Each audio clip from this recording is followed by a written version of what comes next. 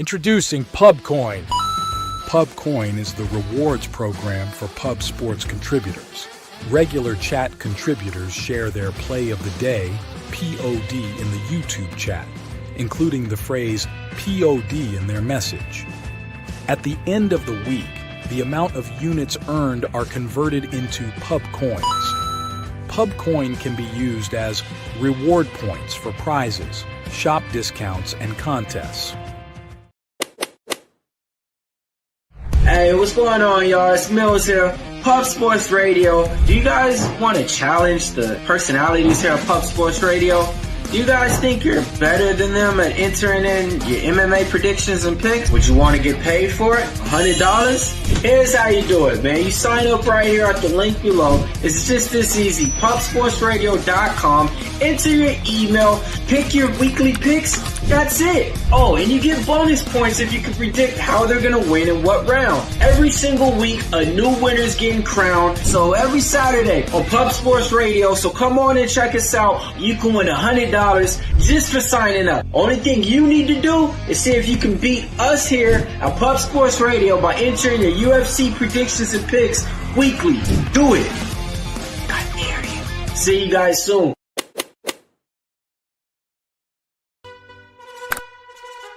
Your membership to Gold, you will be automatically entered in every horse race, every Wednesday and Friday. It is time to race horses.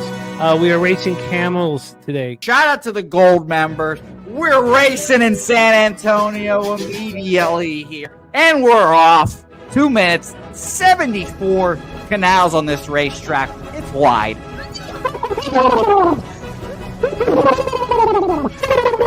We're racing in San Antonio. Pat Wally moving forwardly. Jeff Slaughter in the mix as well. And as is Randall Sheffield, who's put that beautiful nose out front. But it's actually real grass here, Jimmy. Maybe Kentucky bluegrass. Oldie, no! There he goes. Oldie in the lead now. K. Wolf falls back. The horses love it. Sometimes they stop and eat it on the way to the finish line. That's why your horses start so far in the back. Here, oh, look at No Splash Allen bursting out here. J-Dub in the mix. Rude Boy up here as well. Jimmy, take it away. There's Oldie. Oldie is moving to the front. We are past the halfway mark in our 2 mile. And there's Ricky Levy.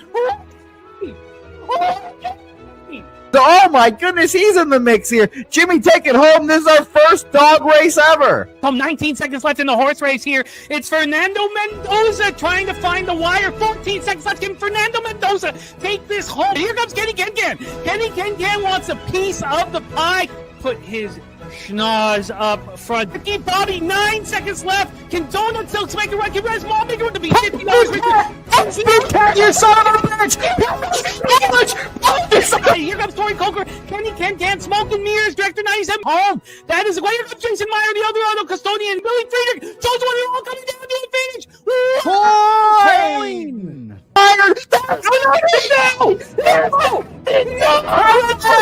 Nowhere! Oh no! Fanatical Jim!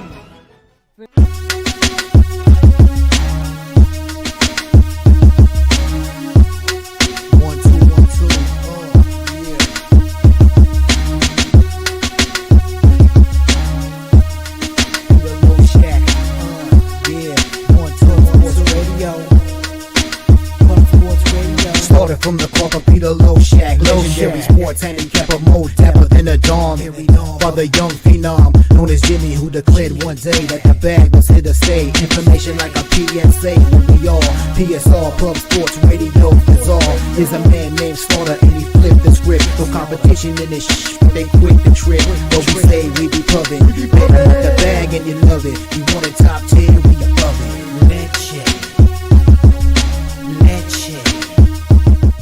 What up, cappers, gamblers, punters, hustlers, low baggers? Happy Friday, December 19th to all of you. Thank you for watching Betting with the Bag right here on Pub Sports Radio. An excellent day yesterday. Excellent day. I guess 14-9. Because it wasn't that monstrous. I guess, yeah, just up about 4.8 units. But some great work was done. And I am pumped up. I'm pumped up about today's show. We have such exciting action going on. We have live action that we can move on as we speak. We have a card in every sport that we're hammering here. We go NHL, NBA, college football, college basketball are not no overwhelming amount of games. And I mean, we had a huge NBA card, 3-3 down 0.17 units. I lost a couple of bets by a hook. It was very unfortunate. 2-3 in college basketball, so it wasn't great there. 2-1 in NFL, but 7-2 in NHL, which we'll get into here shortly. And every time and every show, it doesn't work like that every show, but I leave some of our shows so inspired, so excited, so pumped up, loving what I'm doing, loving the prep work, love seeing the results, and just want more action, want more capping, want more glory. Thank you guys for joining us. This is our last betting with the bag for a while. You guys will have the Peter Loshak show on Tuesday, I believe, but we have Bankroll Blitz. That's the 23rd, and then so we don't have betting with the bag on Christmas Eve, or Boxing Day, or the 26th. So let's get as much out of this as we possibly can, as much cash, as much glory. Shout out to the cappers in the chat. We got Rez Mob in the house. Play of the day, UC Irvine -2.5 plus 100. I've made 3 college basketball bets. That was the only one that I've succeeded against the market. I have the money line at -113. I did that well. The other 2 bets that I've made have gone against me. But let's get this all copied and pasted and ready to attack here. Okay. What the hell did I do here?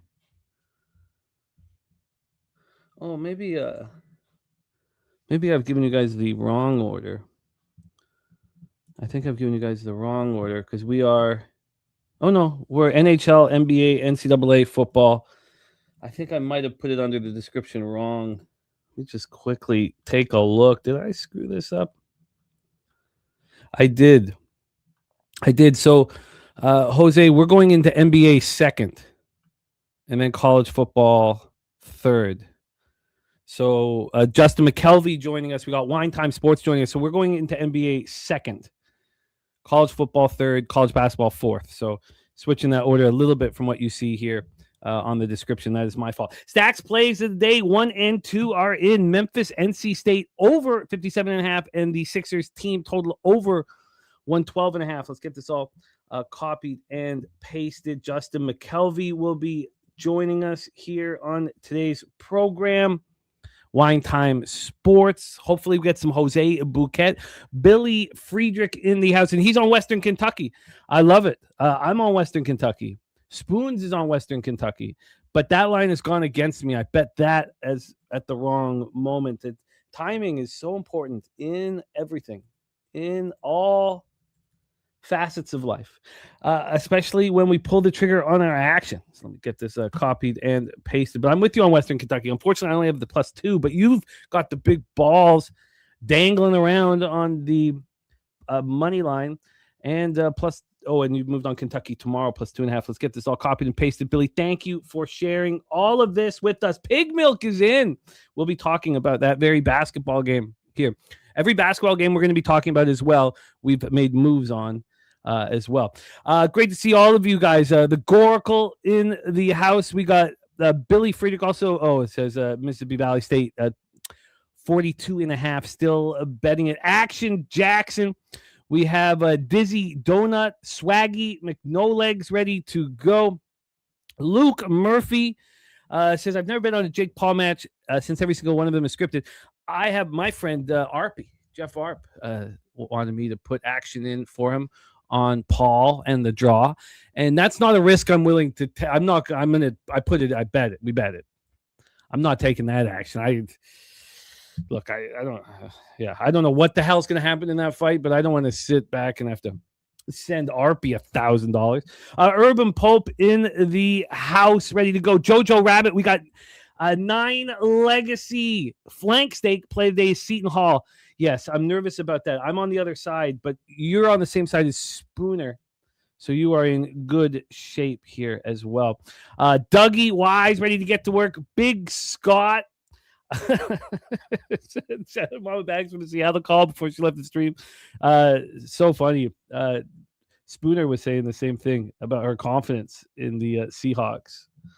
I love that. Let's get this all here copied and pasted before we attack the National Hockey League card. A coin, Kennesaw State. Let's get this all. And there's my guy Spooner as well in the house. Let's get a coin. Ronnie Lofton ready to get to work. Thank you guys for joining us. It's an important show.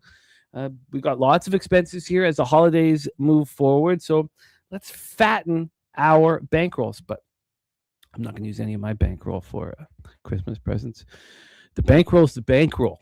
It's extremely important. We can get presents with a different account. Deacon Mike in the house. Peanut, Jose Perez, DC Capper, Shambria Franklin, Nick Gischel, Jam Sports, Dubai basketball over 19.5, first quarter minus 135. AOD in the house. Series business. Slatsy off of 4 in 1 day says best bet Kaprizov delivers tonight. Ducks money line and waiting on Kane's goalie lean to the under. I can't wait. We're going to get into NHL right now. Kelly McInnes, great to see you. Oh, it does say second, NBA second on the description. Okay, good. Okay, perfect. Perfect. That works out beautifully. We got our guy, Avon Polo, in the house. We have been sending our, we all do it differently. I don't like to use the word prayer because I don't pray. But Von Polo, we've been thinking about your pops, your father, and sending as much positive energy, healing energy to the Von Polo family. And God, he must be so proud of the family that you have created.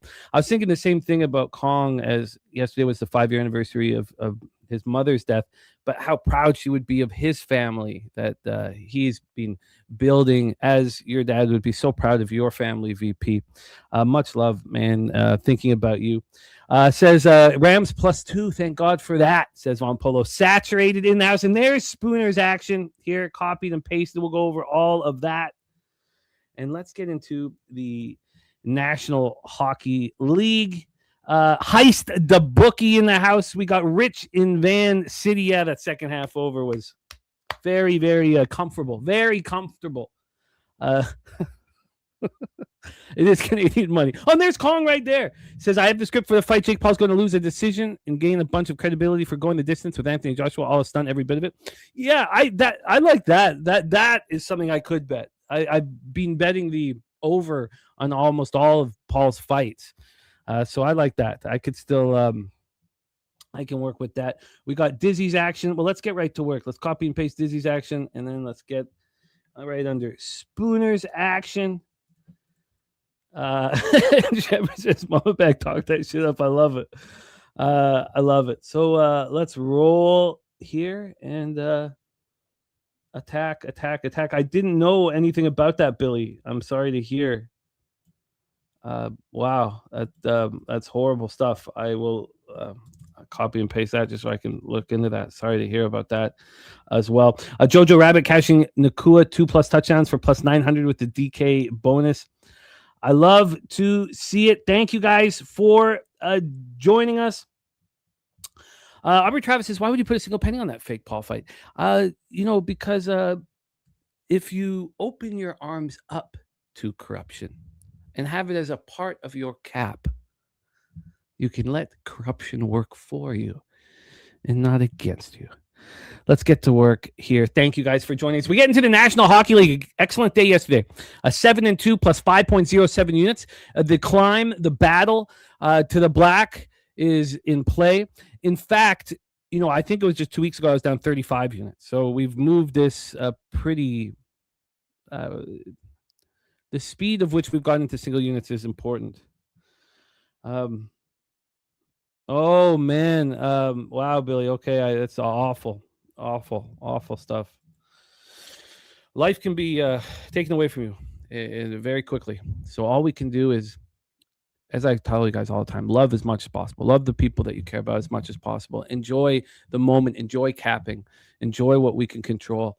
And I enjoyed this NHL card last night. Chicago, Montreal under 6 minus 117 cash. Toronto, Washington under 6 cash. Oilers money line cash. Canadians -1 cash. Senators -1 at plus money cash. Capitals -1 at plus money cash. And I deserved to lose the Kings first period and have them win the game. If my balls are so tiny that I can't back up an underdog 2 nights in a row, then I deserve to lose that. The Kings cashed full game. I'm only on the first period. I deserve to take that L. If you're not going to step up behind your action, you deserve to take L's. Flyers money line was a loss, and then the Rangers money line was a cash. And also, we talk about listening, and trying to get better every day. I would not have cashed the Rangers money line if it weren't for Slatsy and TJ. I would have been on the Rangers -1. I made a decision that with they've been kind of pushing me in this direction, but that if it's -140 or less, take the money line. Take the money line. Stop going for the big scores. Get the wins, succeed, and move on. So shout out to those fellas here. Billy Friedrich, thank you, man. Thank you. It means a ton, and I need more. I need more. Deacon haunting me. I look forward to that. Mr. Sparkle in the house. All right, let's get to work. So game 1 here. I've made 5 bets on this NHL card. 7 p.m. Eastern, the Carolina Hurricanes 22-9-2, 11-4-1 on the road at the Florida Panthers 18-13-2, 11-6-2 at home at Amerant Bank Arena in Sunrise, Florida. We have Brandon Bussey listed. Now, these teams play again on Tuesday. They play again on Tuesday. I think I have all that information. Yes, in Carolina on Tuesday. So let's get into the line history. And I think now this line's moving against me. I guess I bet it at the wrong time here. Got up to opened up -120, got up to -130. It's now -129, so that's fine. Look, that's fine. And what did I get this at? Oh, I'll pull that up in a second here. So now, look, I can take this a little too far. It's possible. But the way I see this hockey year is the Panthers have found themselves with all the injuries that they've been dealing with. They've found themselves. And the Hurricanes are now healthy. But the biggest angle, and I got the -129 on the Hurricanes. The biggest angle here is really simple. It's the last time these teams met was in Carolina in Game 5 of the Eastern Conference Finals. And the Panthers smacked them again. They beat them soundly in that series. And I believe the Hurricanes have seen enough. They know that the mighty Panthers are missing Barkov and Kachuk and others. Kulikov will go over it all. Evan Rodriguez left the last game with lower body injury. He's an important part. The Hurricanes want to send a message to the Florida Panthers. The East is weak. The Hurricanes can go right to the Stanley Cup final. But the bad man, despite the injury issues that they've been dealing with, is the Florida Panthers. Do you think the Florida Panthers care that the Carolina Hurricanes are coming to town? My answer is no. Do the Hurricanes care that they're going into Florida after getting destroyed 4-1 in the Eastern Conference Finals to get to the Stanley Cup? Yes. The Hurricanes are going into Florida, and they're coming out with a win.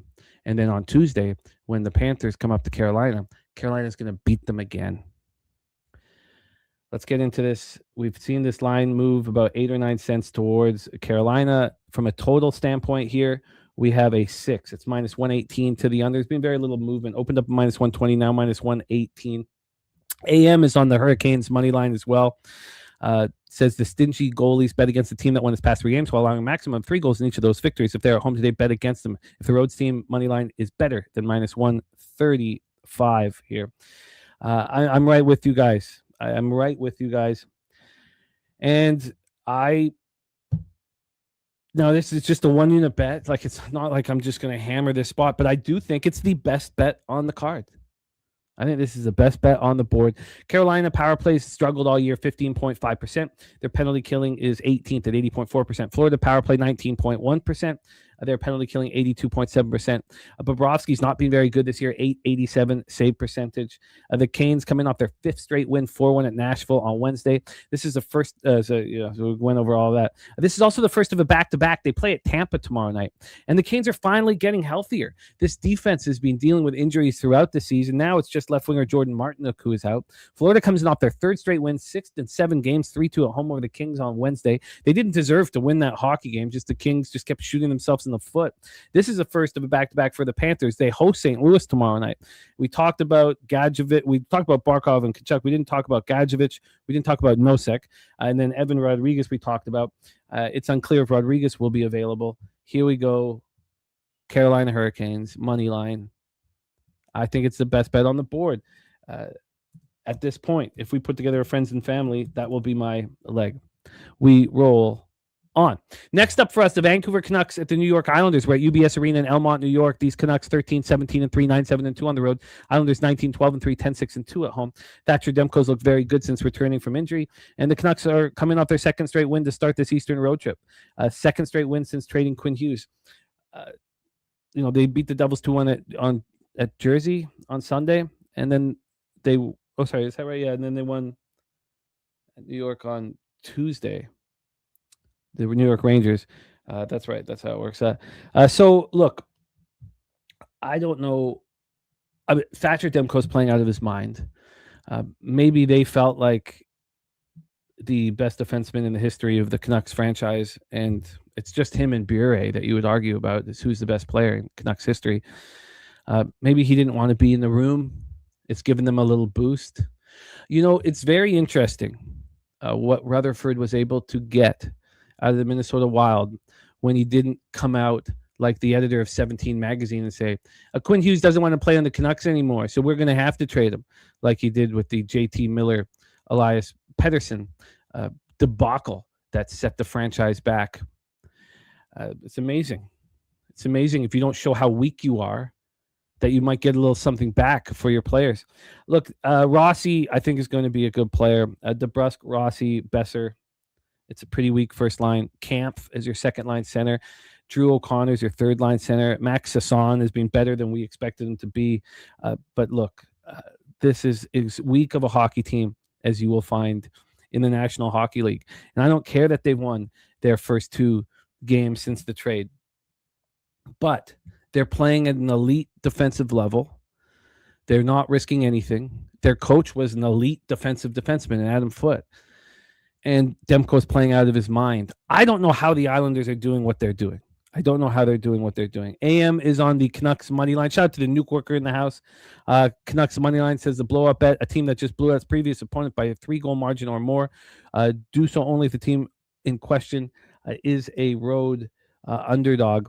And the snapped winning streak bet against the team is winning streak of 3+ was just snapped in the previous game. Make the bet only if the team you're betting as money line is better than minus 150. And AM says the Canucks is the best bet on the board. They may be, and they are for AM, but they can't score. And if they win this game, it'll be 1-0 or 2-1. Will it be 2-1 and they score the empty netter to make it 3-1? Possibly. So I am on the under 5.5 in this hockey game at minus 117. And I also on the Canucks team total under 2.5 at minus 102. I almost didn't bet it. I came very close to not betting the Canucks team total under. I came very close. I did bet it. There was almost a no vig situation. And I know the trouble that the Canucks are having scoring goals. So I'm on the under and the Canucks team total under. Vancouver, of course, is playing without their top 3 centers. Elias Pettersson, Philip Hedl, and Teddy Bluger. Now that's changed with Marco Rossi, but when the season began, those were the top 3 centermen. This is also the first of a back-to-back. They play at Buffalo tomorrow night. I'm betting Buffalo no matter what happens in this hockey game. Now, if the Islanders beat them 7-1, 8-0 or something like that, maybe that would be the only way I won't do it.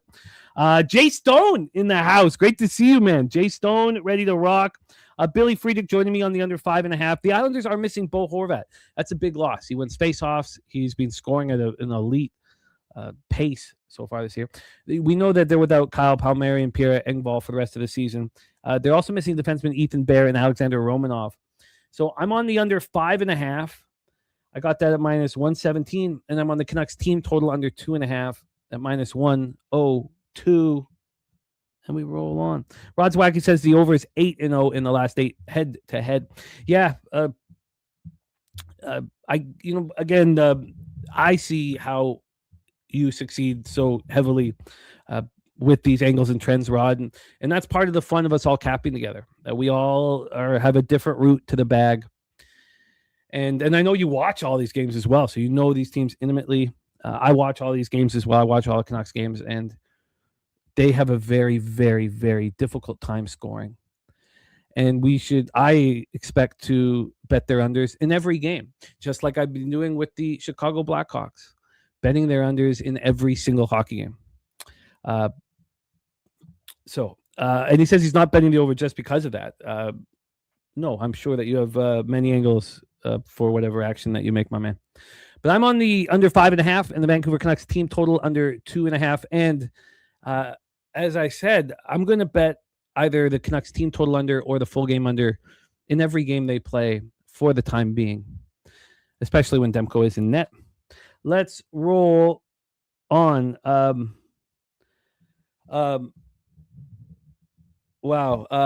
Quickly here, our guy Nunya in the house says, a praying man or woman in the chat, send one up for my dad, James. They call him Jimbo. And he says, fuck Parkinson's. Man, Nunya, let's do that here. So sorry that you have to watch your dad go through that. It's I can't imagine how difficult that must be. So thinking of the family, the Nunya family, and I know you'll carry everybody through this, but it must be very difficult. So if we could all take a second and give as much love as possible and thoughts to our guy Nunya's father, Jimbo. Thinking of you here. Thinking of you. Rod Zawacki on the Islanders in regulation. One of the problems I've had, Rod, with the Islanders is I don't think they're a good hockey team. And I did it again today. I went over their lines. I went over their roster. And I was like, I don't know how they're doing it. And I came to the conclusion that it's Schaefer. It's 18-year-old defenseman. And moving Pulock up to that top pair. It's possible. I mean, Matthew Schaefer is going to be, it's possible he's one of the greatest defensemen of our generation. It's possible that we talk about him with Cale Makar and Quinn Hughes. So you have Pulock and Schaefer and Pellick and D'Angelo, Boqvist and Mayfield. So maybe it's just a very strong group. But when I look at this top line, Druin, Barzal, Heineman, look at that second line, Duclair, Callum Ritchie, and Maxim Shabanov. Their third line is good. I like their third line. There's Lee Pajot and Holmstrom. I just don't know how the Islanders are doing it. I do not know how the Islanders are doing it. And a lot of love and thoughts going out to Nunya and the fam. All right. Let's roll on. Next up for us here, Winnipeg Jets at Colorado Avalanche. So we're 3 bets in here to a 5-bet card. But I was unable to move on this one. Jets 15, 16-2, 7-9-1 on the road. And I don't know if we went over that line history for that Islanders game. We didn't. I apologize for that. But that 5.5, there was a heavy move to it. There was such a big move to it that it came back. It was almost a 5. The 5.5 in that Islanders game opened up a plus 109 to the under. There was a 39-cent move to the under. And then it came back 12 cents. But it went from plus 109 under 5.5 to minus 130. Just a massive, massive, massive move. And then on the money line here, the Islanders are minus 133. They opened up at minus 140. So again, we have the market moving towards the Canucks, which is just a shocking situation. Peanut saying Heineman is good and Schaefer pushes play. Love it. He's going to be a beast. And yes, Peanut, we won't forget about Horvat, but we can tonight because he's injured. He's been injured for a couple games and he's not going to be in the lineup. So let's move on to this spot here with the Avalanche. You know, sometimes when you're playing terrible hockey like the Jets are playing, and we talked about this a little more when we were breaking down a game that I backed them against the Blues, because we haven't seen the Jets play this badly since I think it was 2017, or is it 2017 is the last year they had a losing hockey season. They're scuffling badly, but sometimes playing the best team in the league gets the most out of you. This is a Colorado Avalanche team that has not lost in regulation at home all year, 13-0-2. AM is on the Jets money line, says makes them want to throw up, but the scoring drought, bet on teams losing its past 2 games while scoring at most 3 goals in each of those defeats. Bet them tonight if they're on the road with the money line. That is better than minus 125. And they outscore the Canucks. No, I agree with you. I can't get over. Maybe I should be focusing on their defense. Maybe I should be focusing on the Islanders' defense, and that would help here. But here, the Avalanche, we know they're juggernauts. 24-2-7. They've been a juggernaut all season long. They come in off their 3rd straight win, 5-3 at Seattle on Tuesday. They've won 5 of 6. They've won 7 of 9. They're only missing LOC, Logan O'Connor. This book here opened, and it's a very sharp offshore, opened them at minus 250, and now it's minus 260. And I get it. But the Jets are being called out by everybody. and they're a mess. And I look at this roster, and it's no different from the team that, did they win the President's Trophy last year? They were about to. The 6 opened up minus 115 to the over. Now it's minus 113 to the over. The Jets coming off their 2nd straight loss, 1-0 at St. Louis on Wednesday. They've lost 5 of 6, 7 of 9. I think that they can come out and, in fact, coming off that horrible game where they got shut out 1-0, in fact, the Avs might be a big enough favorite to take a look at the +0.5 for the Jets' first period. You have to think that they come out flying. Let's see what it is. Yeah, it's too expensive. +0.5, minus 150. You'd have to take them on the money line, plus 155. Rod Zwacky says bet against Winnipeg in away or neutral games on the money line against explosive offensive teams scoring 3 goals a game. Winnipeg's record during the 2026 season, 0-7. So Colorado minus 2.5 for Rod Zwacky. I'm staying away from this hockey game. I guess I kind of lean to the under. Deacon, it's Connor Hellebuck is listed right now, who's back from injury. And, we know that he's the perennial Vezina candidate. Billy Friedrich says this might be a Jets team total under here. I would be a little concerned about that, honestly, after they got shut out.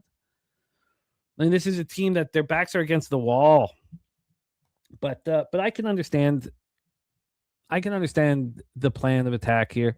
El Tabo on McKinnon, shots on goal. I'm off of this game. If the Colorado becomes an even bigger favorite, if I could get the Jets first period +0.5 at minus 135 or less, I would be interested in that. And I do believe that the under is in play. It's in play. Kent Davis says spirited effort is guaranteed. So I believe the under is in play. I don't know if I get there, but I might. With Hellebuck, with the Jets going up against this mighty Avalanche team.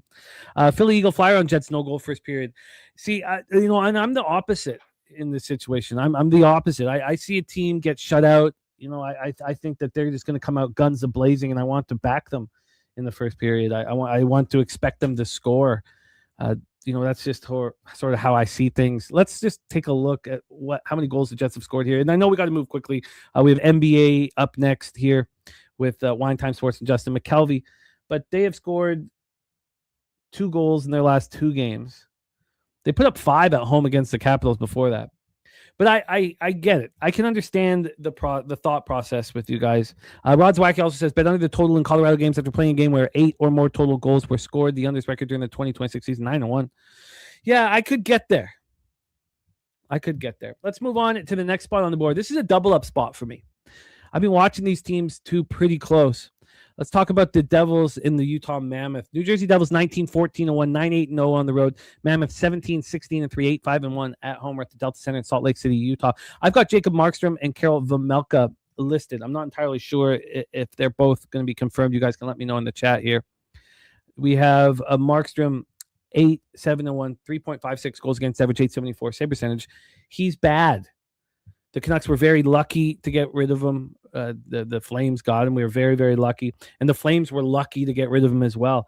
The decision-making that the Devils brass has done has been terrible. Now, I know Hughes has been hurt a lot, but, do you know any other team that has first overall picks, 2 of them, and is not ascended into a Stanley Cup favorite? This is the only team. I mean, we're talking for 2 first overalls. We've seen all the other teams with first overalls, second overalls, third overalls ascend to the Stanley Cup. I mean, it started with Malkin and Crosby. We saw it with Taves and Kane. We saw it with Ovechkin. I mean, it's insane. We're going to see it with the San Jose Sharks, but somehow the Devils have put such terrible players together on this roster, including the big signing of Markstrom, that they've not been able to do it. The Devils power play 20.9%. It's ranked 10th in the National Hockey League. Their penalty killing 75.8%. It's ranked 28th. Utah power play at 15.5%, ranked 27th, and their penalty killing is 6th. Let's get into the line history here. So I have 2 bets in this hockey game. The total is a 5.5. It opened up minus 101 to the under. It's now plus 103 to the under. We've had 4 cents of movement towards the over. And it's because of the Mammoth. The Mammoth are an over hockey team. And I'll get into the Devils here in a bit. The Devils are sitting here at plus 119 right now. That's exactly what it opened up at 1:40 p.m. yesterday. The Devils coming off their second win in 3 games, 2-1 in a shootout at Vegas on Wednesday. This is the first game of a mini 2-game trip. And they have such a difficult time scoring right now. This is a team that it just makes everything look so hard. Do I still have their injury report up? I had their injury report up. It's an absolute mess. Now, we'll start with Hughes, of course, not being in the lineup and how much that has hurt the Devils. But there's more than that. They have Hischier, Jesper Bratt, and Mercer. Jesper Bratt's taken a step back after a couple great years. The Connor Brown, Cody Glass, Andre Palat line. In what world could that possibly be a second line? Then they have Nason, Lamico, and Cotter, Glendening, Cruikshank, and Parent. They basically have 3 third lines or 3 fourth lines, and then the Hischier, Mercer, Bratt line. And, Hischier's playing so hard out there, but he's just not that good. He's just not that good. Siegenthaler and Dougie Hamilton. We have, Pesce trying to come back, trying to, step up. It's going to take them a little while to get rolling, but they have Timo Meier out of the lineup. He was a big piece of the puzzle. I mean, basically you have your number 1 line out. I mean, you could say their number 1 line is Jack Hughes, Evgeny Dodonov, and Timo Meier all out. Nemec is out. McEwen is out. Kovacevic is out. But what they're doing is they're playing so hard. And let's talk about the Mammoth. They come in off their 3rd win in 4 games, 4-1 at Detroit to finish off a 3-game road trip. So they come right back. There was a back-to-back, and they have to play again the next day. They fly back yesterday. They play today. This is their 3rd game in 4 nights. This is their 4th game in 6 nights. And they're coming off of a win. And they're playing without centers Logan Cooley and Alexander Kerfoot. I'm on the under 6 in this hockey game. I guess maybe I really like Carolina tonight, but maybe this is the best bet on the board. And I'm also on the New Jersey Devils. The Mammoth are exhausted. 3 games in 4 nights, 4 games in 6 nights, coming off of a road trip, finishing that road trip with a back-to-back, winning 2 of their last 3. So they feel good about themselves as well. The Devils are scuffling. I know they're coming off that win in Vegas. That game was so ugly. I mean, you take Jack Hughes off of the Devils, you take Eichel off of Vegas, and it was just such an ugly plugger hockey game. There were scoring chances, and they weren't coming that close. I'm on the under. I'm on the Devils. Rod Swag says, bet under the total in New Jersey games when they score 2 or less goals. The under's record during the 2026 season, 9-1. And then just my 2 cents in the house. Slatsy's also on the under here. And Billy Friedrich moved on the Devils last night. I really think this is a terrible, terrible spot for the Mammoth. And that's what I'm taking advantage of here. Nobody wants to bet the Devils. And look, if the Devils play the kind of hockey game I expect them to play, well, then the under is going to hit for sure. If the Devils win this game, look, I don't see how the under doesn't hit. I mean, what's the problem with this under? Well, it's if the Mammoth score 4 goals. The Devils are playing so defensive and just ugly brand of hockey. So there you go. I'm on the Devils. And I'm on the under 6. So there's 5 bets, which takes us to Stars Ducks.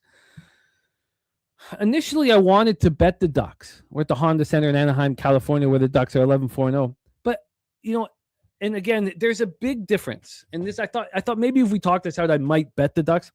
There's a big difference when you come back from a long road trip and you have, so they finished on Tuesday. It's Friday. If they finished on Wednesday and they come back, then I would be on the Stars for sure. But the Ducks have had a little time home now. But Kent Davies on the Stars first period.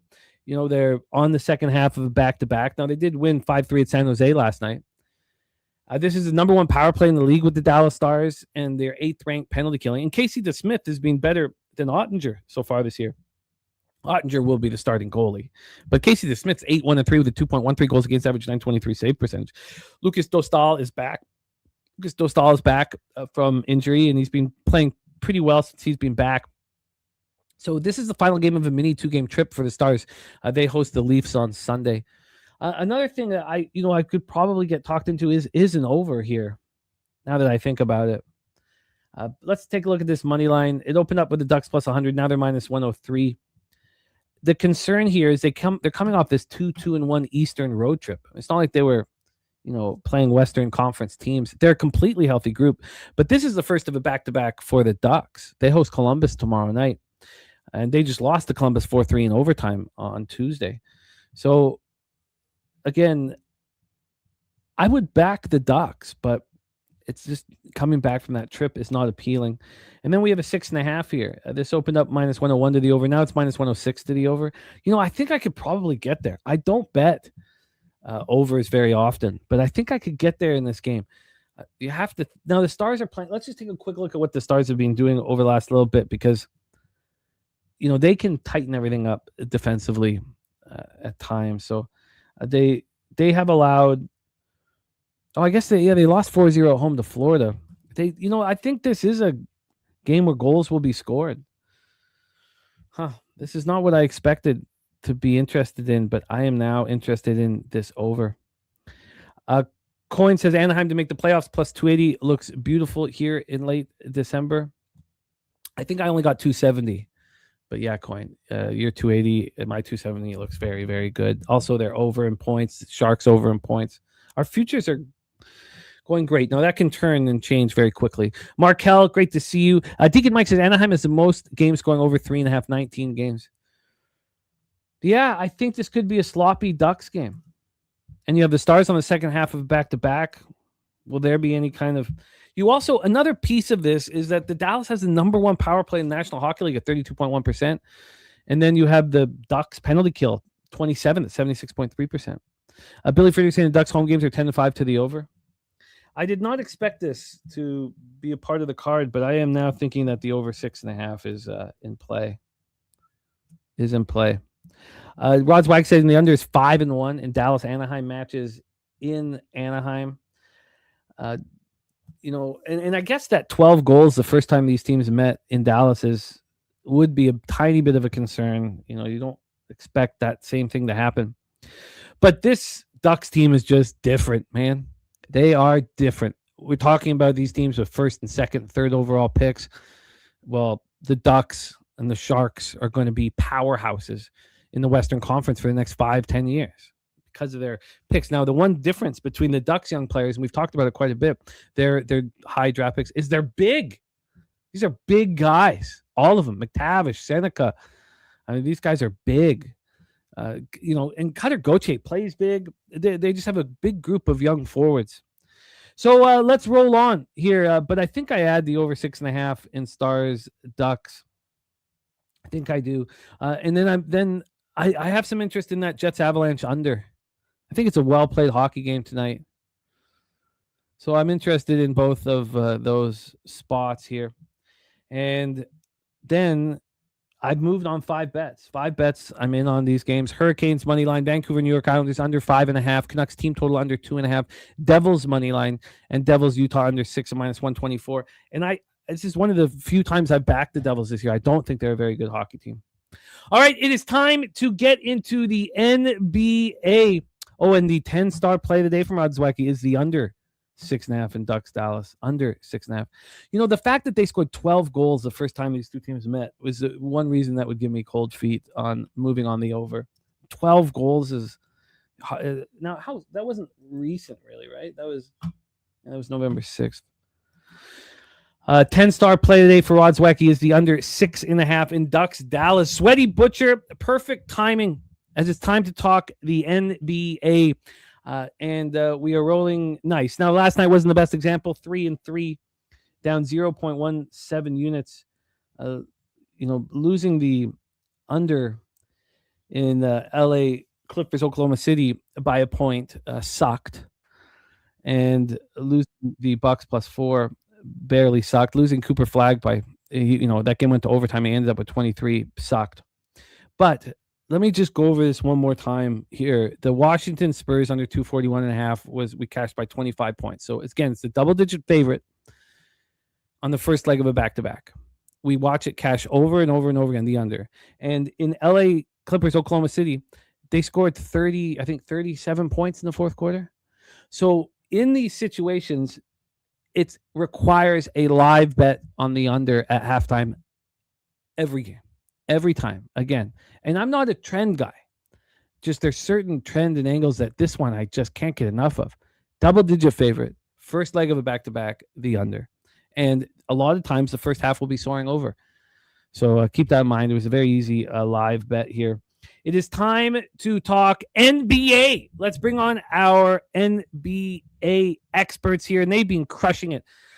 I need the holidays to catch up on their NBA records because they have been doing excellent work. We as a group, we as a channel, as a community have been doing very, very good work in NBA. And we need to keep that going. So let's bring on your star of Friday shows and Wednesday shows here on Betting with the Bag. Coming to us from Los Angeles, California.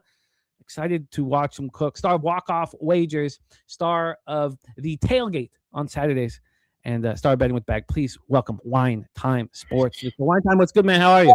Let's go, Jimmy. Happy Friday. Good to see you, my friend. Like I told you earlier, we've got a loaded card today. I'm really excited to break this card down with you. This NBA card it's not a lot of games, but it's a beaut. I've already got plays in 3 games. I'm looking to make more moves.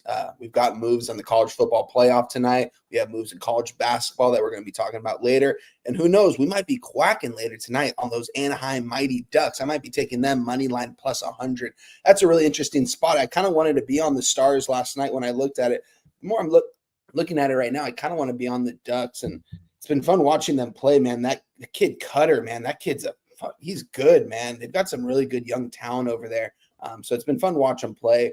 I faded them against the Devils. What was it, a week ago? That was successful. So I'm not always taking the Ducks, but I feel like this might be a Duck spot. Those guys are so big. We talked about those kids. Beckett Seneca. He's not your average 19-year-old. He's a big boy. Yeah. Get in front of the net, playing the dirty areas. Their young stars are big. It's a very rare situation.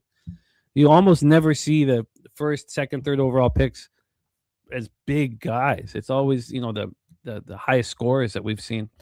And speaking of the first, second, third, fourth overall picks, being wild watching Gavin McKenna drop down. He got the $600,000 to play at Penn State this year. He's now expected to go 4th overall. I thought he was going to be, Bedard, Macklin Celebrini-esque. And it's a big deal up in Canada, Gavin McKenna, because he's First Nations. And he's inspired a ton of young First Nations hockey players. So I've been cheering for Gavin McKenna, and he's not had a good year over at Penn State. It's great to have you here. Wine Time. The Cappers are pumped up here. They're pumped up for NBA action. Let's bring on our next guest. He is the star of the Stacks Play of the Day. Catch him on the Peter Loshak Show every Tuesday. Catch him right here every Friday. And Stacks Play of the Day number 2 is the second NBA game here on the card. He's also sticking around for the first 2 games of college basketball.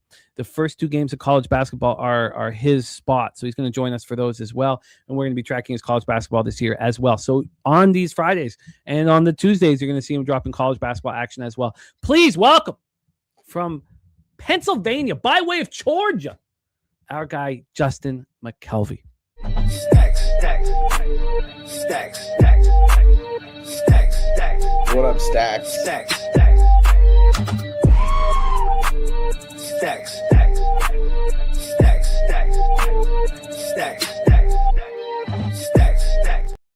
Justin, what's good, man? How are you?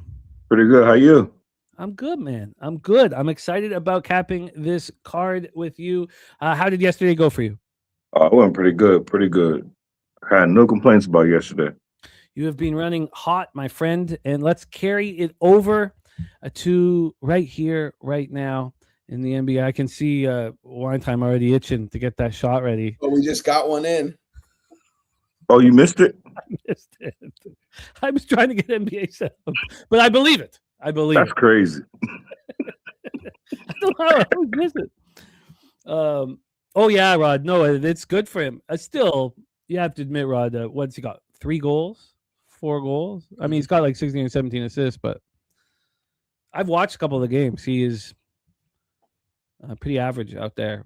But yeah, no, he's a kid playing against men, no doubt. Let's roll, fellas, and get into the NBA here. Let's pull up the injury report news, and let's attack here. We have back-to-back issues for some of these teams as well. So let's get this all set up. Boston is on the first of a back-to-back. They play at Toronto. Tomorrow night. Let's roll, fellas. We start with the 7 p.m. Eastern action. The Miami Heat, 15-12, 5-8 on the road at the Boston Celtics, 15-11, 8-5 at home. We're at TD Garden in Boston, Massachusetts. First off, we have the injury report that we were dealing with yesterday with the Heat as they're on the second half of a back-to-back. They were at Brooklyn last night. They won 106-95 on the road to stop their losing streak, to slow that losing streak down. We have the injury report here is the players that were out was Rozier, of course, Jovic, Larson, and Hero. And Larson is doubtful, so he's not coming back. It is Tyler Hero that is now questionable. So it's the right toe contusion. He's missed 2 straight games. It's hard to think. I don't know. We need to know what happens at the shoot around right now if you expect Hero to be in. The Celtics are a healthy squad. Everybody good to go. Starting 5 set. Pritchard, White, Brown, Walsh, and Queta. They are set to go here. Let's get into the line history and then also the cash flow here for this one, and then hand it over to our experts. We'll get Wine Time to go first here on game number 1. Game number 2 is Stack's play of the day, number 2. We have these Miami Heat right now on the spread. Let's get this pulled up. Here we go. A +6.5. +6.5. I mean, Celtics have been playing good ball, but this is, their winning streak got snapped. They barely played. This is a team that's played once in the last week. That was versus Detroit, losing 112-105, and their winning streak had been snapped against the Bucks prior to that. We broke that game down. This is a big line here for Miami, +6.5. This opened up at 6.5. It's not moved more than 5 cents in any direction. It's right back at that 6.5 at -110. We saw the Heat, who've been playing a fast pace all year, play a low-scoring game against Brooklyn. Here, this total opened up at 234, and we're all the way down now to 230. And when we get to the cash flow for the spot here, sorry, here we go. We have 61% of tickets, 78% of cash on Boston, but this line's sitting at 6.5, not moving. 70% of tickets on the under, 55% cash on the under. Benny is here. He's on Celtics first half spread. Robert Franklin, baller on the budgets on Heat. Team total under 113.5. Walsh over 5.5 rebounds. Take it away for us, Wine Time. Heat, Celtics, TD Garden, and Boston. Yeah, this is going to be a fun game right here. 2 pretty solid teams. The Heat were kind of trending in the wrong direction for a while. They finally got one in the win column. And I bet that felt good yesterday. And here they are at TD Garden on a Friday night. This is a big-time game. I'm going to expect Tyler Hero to be out there. I'm going to hope that he's going to be out there at least. And if so, this line probably will move about a half point, maybe to a point towards Miami. But yeah, you touched on the market. Nearly 80% of the cash coming in on the Celtics. Line's not moving here. I'm on the Miami Heat. I ended up buying up to 7. I paid a little bit of juice, which I don't do a lot in the NBA, but I wanted to do it here. A lot of the times I'll take the dog on the money line here, but I just think I think Celtics could probably win this game, but I just think it's going to come down to that last minute or so. And I'm going to want those 7 points in my back pocket with the Miami Heat. Maybe they win outright. Celtics playing some really good ball. They have lost their last 2 games, but you mentioned they haven't really played 1 game in the last week. So I expect them to come out a little bit rusty. We know Jaylen Brown's going to go out there and ball. He's playing at a really high level right now. Norman Powell's playing some really good ball for the Miami Heat. They need Bam to keep picking it up a little bit. I think he only had he didn't even have double-digit points yesterday. So I expect him to have a night here tonight. Maybe even look at his point props for a little something. But as far as the game goes sidewise, I am on the Miami Heat +7, -120. I think that they have the potential to win this game outright, but I'm going to take those 7 points in my back pocket. So Miami Heat +7. Sorry, what was the vig on that? -120. -120. Heat +7 at -120. Let's hear from Justin McKelvey. Heat Celtics. Take it away. Well, I'm glad we ain't starting the day off on opposite sides. I'm not on the side in this game. I switched the way I cap these Miami Heat games, and I was on it yesterday and it cashed, and I'm on it again today. And I got Celtics Heat under 232 and the 232 flat. My fault. -212. And my whole thought process is the way the Heat started playing beginning of the season, they was running gun, they was playing fast pace. They wasn't playing no defense. Now all of a sudden they're still trying to play fast pace, but they're not scoring at all. I was on the under yesterday against the Heat and the Nets, and they cashed by double digits. I didn't even pay attention with it, how much it cashed, but it cashed. And with the Celtics struggling the last couple of games, I expect them to focus on defense. Jimmy, you mentioned it. That was part of my under cap. I think, especially on the Celtics side, there's going to be a lot of rust. They ain't played in a long time. The Heat played just last night, and they won. But, I don't even know if they covered or not, but for real, they struggled against the Nets. So you struggle against the Nets, I expect you to struggle against the Celtics. I don't have an opinion on the side, but I do love this under. I'm starting to I started off slow capping unders, and I was getting whooped, and I stopped. And then I told myself, can't stop. You just got to get better. And I'm getting better. So I'm on this under with confidence at 232, flat 232 -112. I think it's going to be like a playoff match this year. It's actually 2 desperate teams. Boston's been struggling the last couple of games. They won yesterday, but if you count the way they won, if they're happy with that, I wouldn't be. So I say they're struggling. They barely beat the Nets yesterday. So I like this to be a under game, under 232. I was looking at, I'm not going to get there, at least not by the end of the show. Jaylen Brown for the Celtics, getting 4+ games, 30+ points. So I wanted to go to his points, but then I didn't want to bet his points when I'm on the under. So probably not going to get there. I don't want nobody to score 30 points. Yeah, I feel that. And this total really moving in the right direction.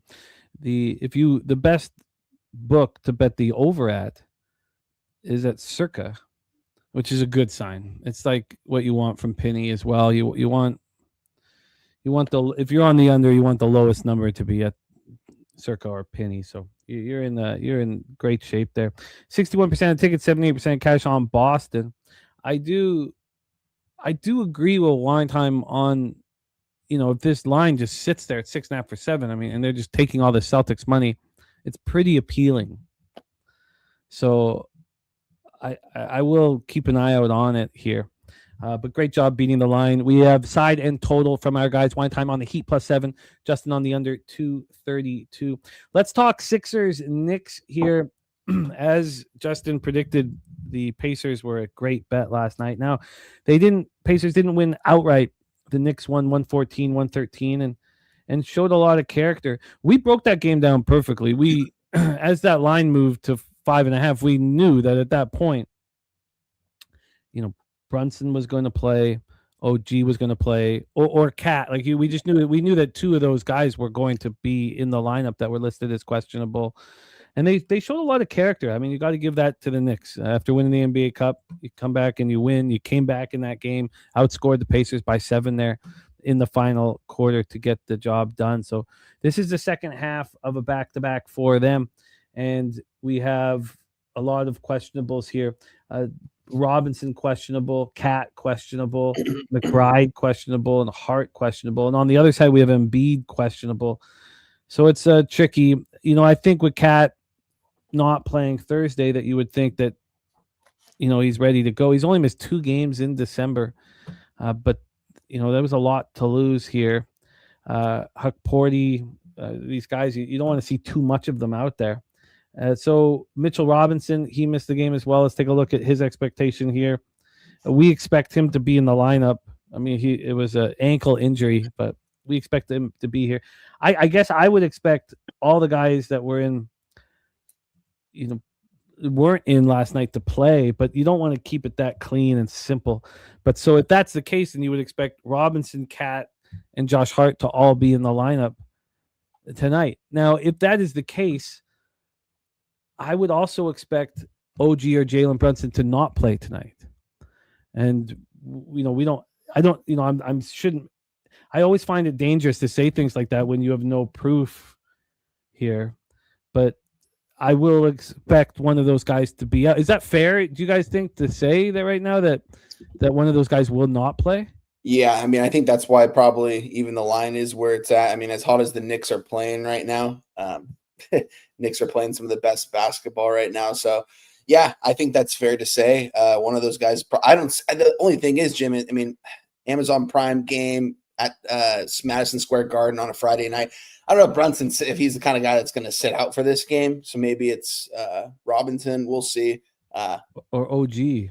Or OG, yeah, my bad. Or OG. So that's going to be interesting. It seems like someone's going to be out in this one because I don't think Cat. He didn't play yesterday, so there's no way they don't play him in both of these games. I think they saved him for this game. And I don't know if they sit Brunson on a Friday night. There's going to be a lot of paying customers there at the Garden that aren't going to be too happy if they don't see Jalen Brunson out there. What do you think, Justin? Do you think that one of them sits tonight? Oh, yeah, that's part of my I got 2 plays in this game. I ain't going to get them till now, but I got 2 plays in this game, and I do think that I don't have an answer. I do not think – I agree with one time. I don't think it's going to be Brunson. It's just – it don't seem like – I don't know. It don't seem like he missed games unless he tweaked something like the game before. Like, and he didn't get hurt yesterday. So, but he's been playing a lot. And under a new coach, you would think that you don't want to run your superstar into the ground. But I don't know how he's thinking. So, but even saying that, I don't think Brunson will be out. But I do expect Cat to be in. And I expect Hart to be in. And other than that, I don't know. Like, it would have to be OG and it would have to be, like you said, Mitch Rob. But I can't see it being Brunson. But I got a prop in this game on the Knicks side, and I got a play in the on the team total. So, but yeah, I do expect. I feel like the Knicks, especially the way they were speaking up, like the coach was speaking up about, pretty much the scheduling's unfair. But my whole thing was, okay, it is a little unfair, but there ain't nothing in life fair. So y'all won, and I think that's what they did. I think they just took these 2 back-to-back games and pretty much said, okay, we'll break it up. Like Cat, Hart, you're gonna sit out on Thursday, and then we'll see who sit out on Friday. Because you can't play 3 games in 4 nights and run everybody. This line is also moved from -6 to -3.5. Yeah, it's 3.5s now. I'm seeing everywhere. When I played this game, it was a 4.5 an hour and a half ago. So I understand, Kelly. I understand what it says on the injury report, but I would bet that Anunoby or Brunson, one of the 2 are out for tonight's game. So let's set the. So we're down to a 3.5. The total has dropped a little bit. Again, I feel very uncomfortable saying things like that because if you make a bet because we think someone's out and then I'm wrong, it's just that So I'm nervous saying it, but I really do think as being said in the chat, that's baked into the line. WY says baked in the line, 6.5, 6 down to 3.5. And as Rod's saying, the first of a back for Philly, they host Dallas tomorrow night. When we get to the cash flow, we have 50% of the tickets on. Wow, this just changed heavily. Wow. So now this is a big move. So now it's 54% of the tickets on Philadelphia and 80% of the cash on them. 87% of tickets on the under, 94% cash on the under. Embiid is on the injury report, but he's sick. So I think it's He's at shoot around. I think everybody expects him to be in the lineup despite the illness. The Sixers coming off, we haven't seen them in 5 days, coming off their second loss, 3 games, 120-117 at the Hawks, and the Knicks just keep on winning. Justin McKelvey, take it away. Sixers, Knicks. Yeah, I got 2 plays in this game, and the first one would be Stacks play today, number 2. Number 2. It'd be the Philadelphia 76ers team total over 112.5. It was bouncing forward. It moved against me, then moved back up, and I got to that minus 110 at Bet Rivers. And there's a whole bunch of reasons how I got there. And I feel like regardless of who plays, part of my cap was that there's going to be 1 or 2 players, starters, that are not going to play for the Knicks. If I'm wrong, I still like it because they're going to be tired for 3 games and 4 nights. Yeah. But I expect OG or Mitch or not Brunson. I don't expect him to not play. I think he's going to be in there. He don't never miss no game unless he hurt. But I think you take advantage of the tired legs. You take advantage of Philly coming off a loss, and they got the rest advantage. They didn't play since Sunday where they lost against my Hawks. So I think they're going to come out here with a whole bunch of energy, a whole bunch of effort. And this is the spot where y'all can go ahead and jump on them. And then when y'all play tomorrow, y'all play the Mavericks tomorrow, y'all go ahead and sit PG or Embiid or whoever you want to sit against the Mavericks. But this is a game you won at Madison Square Garden. So I expect a big effort from the Philadelphia 76ers. And stats play today, number 2 is Philadelphia 76ers team total over 112.5. And I had to go to the other side. I got a plus money prop. And part of it is Cat done got his rest. He was dinged up from the cup, played a lot of minutes. Then he got a little banged up and took a little day off yesterday. Now I expect him to be back. I didn't see him officially ruled back. If he's not in, you'll get your money back. But as long as Bet Rivers, I guess some books, if he comes in late, but Bet Rivers, if he don't start, you get your money back. So let me say that just in case he comes in and don't start. But I'm on Cat. Points and rebounds, 35 plus points and rebounds plus 165. I expect a big effort off him. I expect some starters to be missing, so he's going to have to go out here and do him. Whether Embiid plays or not, it's not a concern. All I'm looking for is 20-something points from Cat, big efforts, bunch of rebounds, double-digit rebounds. So give me Cat, rebounds, 35 plus points off a day off. Points and rebounds plus 165. Yeah, going for the big score with Cat here. We have the Stacks play today. Sixers team total over 112.5. Take it away for us. Wine time, MSG Friday night. Take it away. Yeah, I'm gonna go for the big score here too with my guys Stacks and a little bit different of a way here. And it's funny, like when I put this in and I tweeted it out an hour and a half ago, it's moved a point already and it's moved 20 cents on the money line. I gave out the money line at plus 160 earlier this morning. It's now down to a plus 140. The same book I took it at. Pretty much every book right now has it at the plus 140 range. Still recommend it. I think 76ers are going to win this game. I was on the Pacers last night, guys. That was one of the very few times this season where I was on the money line. And if I would have taken the spread, I would have cashed it. I think that would have been the 3rd time this season.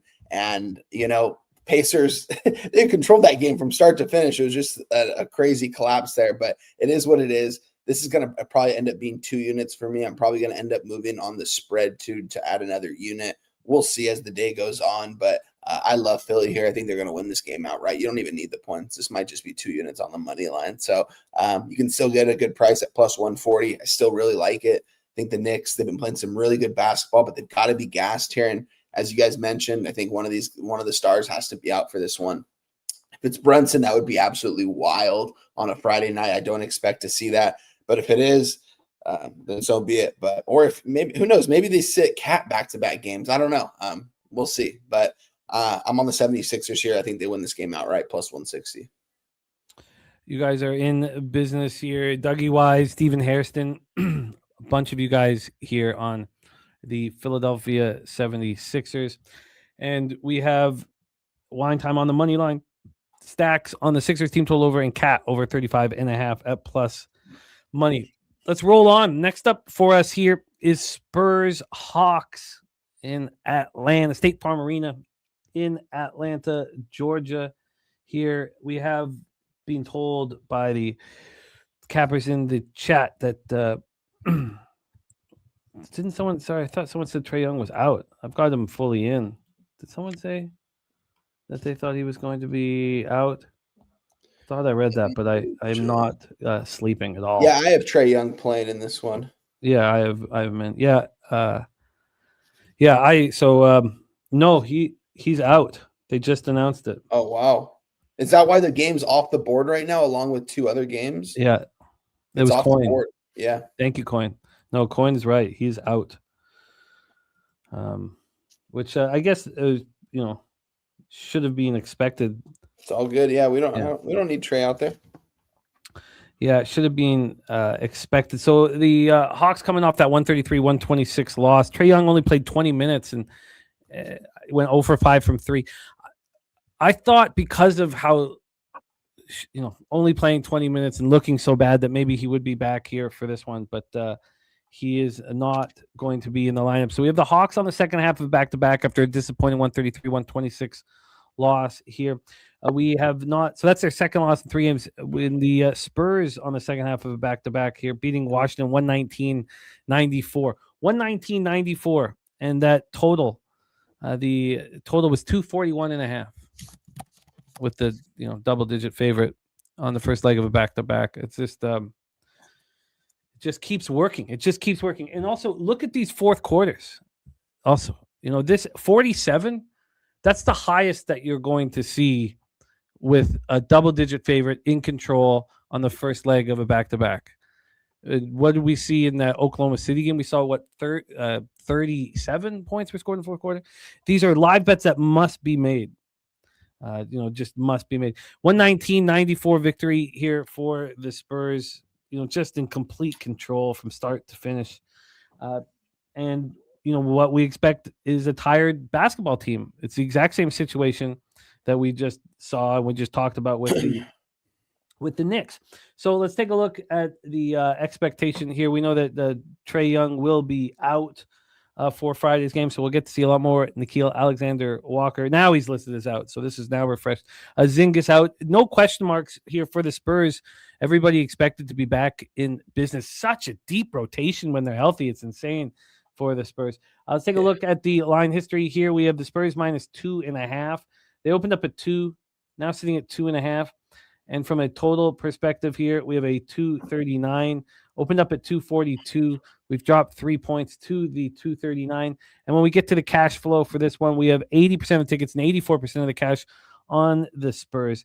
Now, Circa has moved this to a 3.5. I guess with the Trae Young news, Hard Rock's moved this to a 4.5.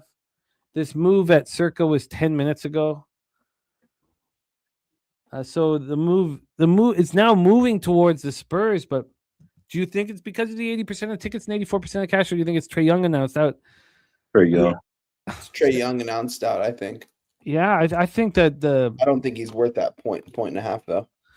But I mean, we've been saying now for a month or more that the Hawks are a better team without Trae Young on the floor right now, and so it's interesting. 70% of the tickets on the under, 83% of cash on the over. Shout out to Real Madrid Doge. Shout out giving a Pub Sports Radio membership. Thank you, my friend. And Spooner saying, shout out Stacks. Put the Pacers cash in my pocket yesterday. Take it away for us here. Wine time. Spurs Hawks. Yeah, I was on the Hornets last night against the Hawks. They took care of business. Trae Young back in the game. This is Nickeil Alexander's team, guys. He's been playing. I don't know. It seems like this is his team when he's out there starting. This team's playing a lot better basketball. Don't get me wrong. I've never been like a Trae Young hater kind of guy. I've kind of always thought he's always out there trying his. He's always out there giving it. He's tiny. He's always able to get the free throw line. He's sometimes clutch at spots.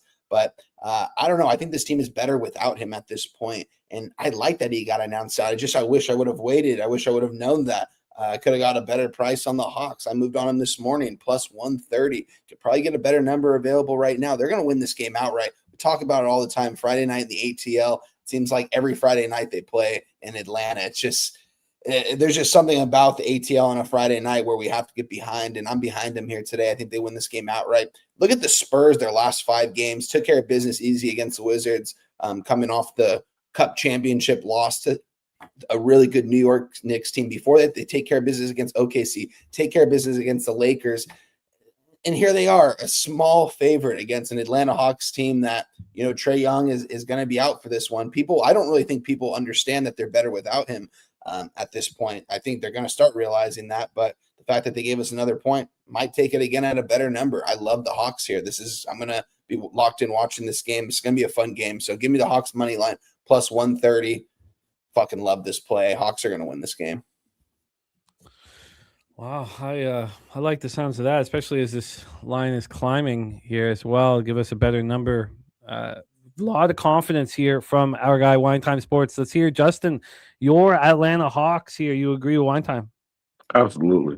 Me and LJ, we did a show. My homie Don, we did a show yesterday, and when we ended, we talked about this, and we started talking about the Hawks and the Hornets. And I told them, and I haven't changed my mind. I said, if Trae gets ruled in, at the time we did the game, we didn't know for sure. At the time we did the show, we didn't know for sure if Trae was going to play or not. And then once we seen he was playing, I was like, he plays. He's not going to play tomorrow. I was like, Hawks money line. We owe them anyway. They already beat us earlier in the season. Friday night at home, no Trae Young. Then they lost yesterday. I love this spot. I'm right with you. I got 2 plays in this game. So, and whatever you can get me now for the money line, because when I did the show, my whole thing was I needed Trae to be ruled out. I didn't want the Hawks money line. I didn't want the Hawks nothing that Trae was playing. But I specifically said that if Trae ain't playing, I'll be on the Hawks money line. So whatever you get me for the Hawks money line Friday night at home, and also what I did already bet is the Hawks team total over 119.5, and got that at minus 110. I love both of them plays. Both the time last 2 meetings done went over against these teams. Friday night we trend to the over, and the diamond in the rough is no Trae. I love this game to go over. We owe them Friday night. We're gonna play it fast. Look at Jalen Johnson props. I haven't bet it, but I would be on that. But this the spot. Like, I love it. I love when a plan come together. Now I just need them to win. Like, I scripted this all out yesterday. Me, LJ, and Dimes did it. And I just need him to win, that's all. But I waited for it, and I'm glad he's out. I don't even want him to be on the team. I've been saying this all year. Like, I don't want him. I don't want Ja. I don't want AD. I just want us to scrap this team and just start all over. But no Trae. Yeah, give me the team total over and give me the money line. Love it. And what did you get on the money line? You tell me. Okay, I was waiting when I came on here. He wasn't ruled out yet. Well, I didn't see he wasn't ruled out. I was waiting to move on the money line until he was ruled out. Okay, yeah, perfect timing here. We have Markel asking about Castle PRA. Well, 4th and 1 entertainment is moved on the Castle double here. So the best money line. God, I feel like it's not. Oh, you just have to. Okay, wow. So this money line got down to opened up at plus 110. When did you get the plus 130 one time? Muted. You're muted, my man. Hour and a half ago. So he must have been announced out at that point, because at that same book right now, it's a plus 135. Oh, wow. What's the best number you getting? Nothing. I'm not getting close to that right now. So let me check something. I'm getting the best one I'm getting is plus 132 from like a legit book. Let me pull this up. But it's moving right now. You know what? I think what we should do is wait until the end of the segment. You know, just even if we wait 10 or 15 more minutes, I think it's moving. Wait for everybody to see that Trae not playing. Yeah. Yeah, I'm going to check a couple different ones right now. Yeah, I'm checking it. I'm checking now. What you guys in the chat? What is your best money line spot here? Would love to hear if we can find a better line. I'm surprised. I was certain we would get plus 140 or 145, but another book has it off. Still has it off. So okay. Well, I wonder if this book has even adjusted yet. Spooner has the plus 140 over at FanDuel. Oh wow. Yeah, Bet Rivers got 132. And 4th and 1 saying Castle from the ATL. So going to show out tonight. Yeah, Friday night. That makes sense, man. Makes sense. Ronnie's saying that the MGM only plus 125. I'm sure that's going to be moving. You would think it is but plus 140 the best we can get at this point. We'll see if we can beat it. Justin on the Hawks money line. Wine time on the Hawks money line. So right now you said plus 140. Plus 140. Yeah. And thank you for finding that, Spoons. All right, let's roll on to the next spot on the board for us. The Bulls Cavaliers. Bulls Cavaliers. Both teams played on Wednesday. They played against each other in Chicago, and the Bulls took care of business. 127-111. The Cavs sitting here at 15-13, 6-6 on the road is pretty wild. It's pretty unexpected here. When I was listening to a radio show 2 weeks ago in Toronto, and this is when Toronto was looking good. It was before RJ Barrett went down, and they were all saying that the only teams that they're worried about are the Pistons in the East, are the Pistons and the Cavs, and they were certain that the Cavs were going to get it together. When are the Cavs going to get together? Well, the Cavs are going to get healthier, and they're going to get it together. They're going to find their way. And now, we're 28 games into the season, and you have to start questioning it at this point. They're pretty average. Yeah. You have to start questioning it at this point. Something needs to be done, whether that be a trade or something, but something needs to be done. We have Strus, Nance, Mobley, and Merle out. So, like we've been dealing with all year, they're banged up. So when are they going to get healthier? Another thing that people believe all the time is, when they get healthier. A lot of times teams don't get healthier. They keep the more injuries accrue over the course of the season. So Mitchell's sick. Spider's sick right now. He's listed as questionable. That's a big piece of this puzzle here is, obviously whether or not Donovan Mitchell's in the lineup. So he's sick, illness listed as questionable. For the Bulls, they're back ready to go. Collins, Ayo, and Jones here. As important as Kobe White coming back to the lineup, Ayo's been excellent this year. And this is a healthy. Now, again, I don't think the only times I've bet the team, and it's very, very rare, to win again in a home and home, I've lost. Even when I've been so confident, I'm like, well, I'm going to do this. I never do this. It doesn't win. So at this point, I can't do it. I can't, it just, as much as I think maybe, you want to put your foot on the throat of the Cavs, I can't do it. This line's also telling us that Spider's in. It opened up at 7.5. This opened up at 3:45 p.m. And then when they found out that he was dealing with an illness was last night, and it moved 1.5. Since then, it's just come back to the 7.5. So we're right back, from where we started. From a total side of things here, we have a 240.5. This opened up at 242. We've dropped 1.5 points. And when we get to the cash flow for the spot, we have 69% of the tickets on Cleveland, but just 52% of the cash. 89% of tickets on the under, 90% of cash on that under.